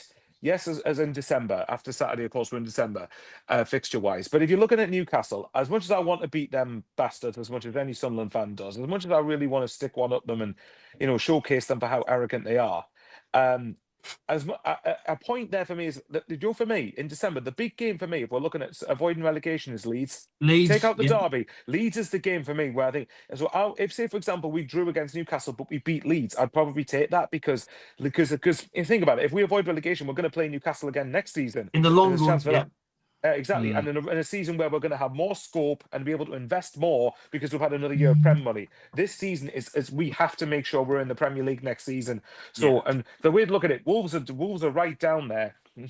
Well, no, John, I completely agree with you. 1 game at a time. That's why I keep saying get to 40 points as quick as possible, and then you see where you go from there.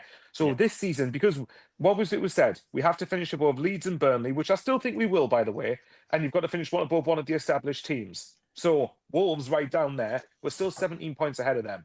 The point is, I think if you're looking at Leeds at home, Burnley at home, they're 2 home games for me that we ideally need to get 6 points from. So, but look, Mike, let's hope you're right about the derby afterwards. Let's hope you are correct. And you're going to come here and you're going to go, see, piece of piss. Nothing. You're all going to be worried. I'm not going to bother. Listen, I'm conscious that Wayne's wide awake and Conrad's yawned 3 times. So it's kind of twisted round there. So I think we've got me at 3-1, Wayne at 3-1. Michael, you said 1-1? Yep, correct. Last time you predicted a draw, we won, so I'm happy with that. Conrad? Fair enough. Yeah, I was just looking to see what Michael predicted last time. He said we beat Fulham 2-1. I think we'll win 2-1. Basically, I'll never predict a win again. Yeah, So- I think we win 2-1. I think we just have enough just to do them. I don't think Bournemouth are on a good run at the moment there, and with Semenyo maybe playing, maybe not playing, I think this is again another one of those opportunities we have to try and take advantage, especially because we've just lost. We want to bounce straight back with a win, knowing that we're going into 2 reasonably harder games away. Yeah. Liverpool is one. I'm a bit like Michael. I don't really want to talk about it, because 1 game at a time and all that, but I think we're clearly seeing signs of go there and have a go. Even if you play a 5, go there and have a go. You never know what you're going to get. Put them under pressure a bit. You know, turn the crowd. Yep. Well, he's gone all Forrest Gump on us. You never know what you're gonna get. Right. So Jimmy Paddy's gone 2-2. John Rosenbreyer's gone 3-0. Steve Hewitt's gone 2-1. Miles of Sunderland has gone Sunderland 2-1. Tony Huntington is with Mike and Wayne at 3-1. I'll go 2-2 for the draw, lads, says Brian Greener. Bailey Montblanc says 2-2. Quite a few draws in there.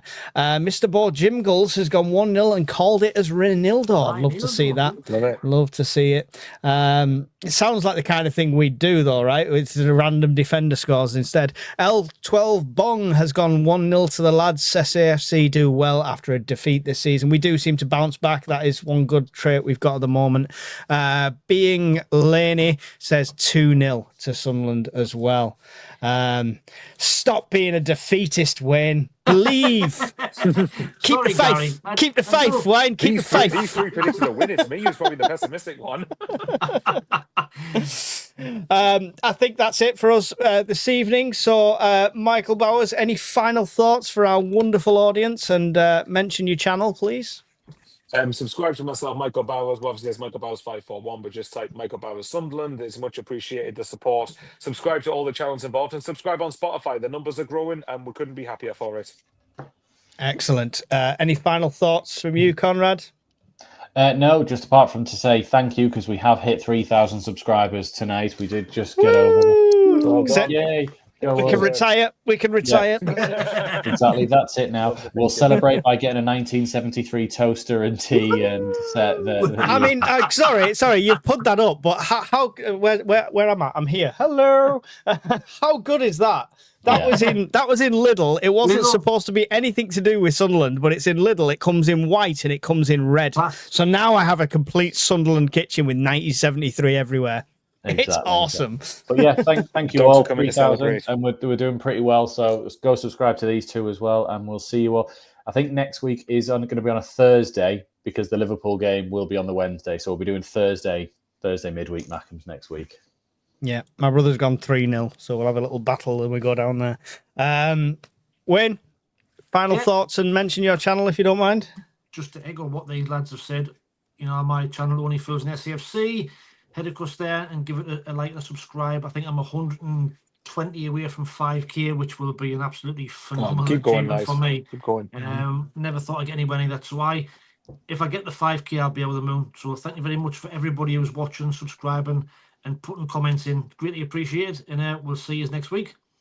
When do we start announcing it by adding them all up and say, between us, we've got 20,000 subscribers? 50,000, yeah. Yes, excellent. Thank you from me to the lads for all giving up their time, even when Wayne's in an incognito location in a suspicious hotel. I'm in Blackpool in a Premier Inn. That's where I am. Oh, it's even worse. I'd have kept it incognito. Thank you for everyone giving up the time. Don't forget, all the 3 channels are up above. They'll all be down below in the links as well afterwards. Leave your comments, leave everything like that, and show some love. And we won't have a live commentary on this channel this week because, I'm not there to do it, and Conrad just doesn't like you enough to do it for you. So I'm out drinking. And yeah, we'll see you in next week's Midweek Mackems. Take care. Got Conrad on the mic, got Bowers on the keys, got Wayne with the banter, and it's all about me. Midweek Mackems, your weekly dose of chaos. Midweek Mackems, we're back to take the crown. I know it's hard to get along with the league being so strong, but don't you worry now, just sit back and listen to the song. Midweek Mackems, your weekly dose of chaos. us. We're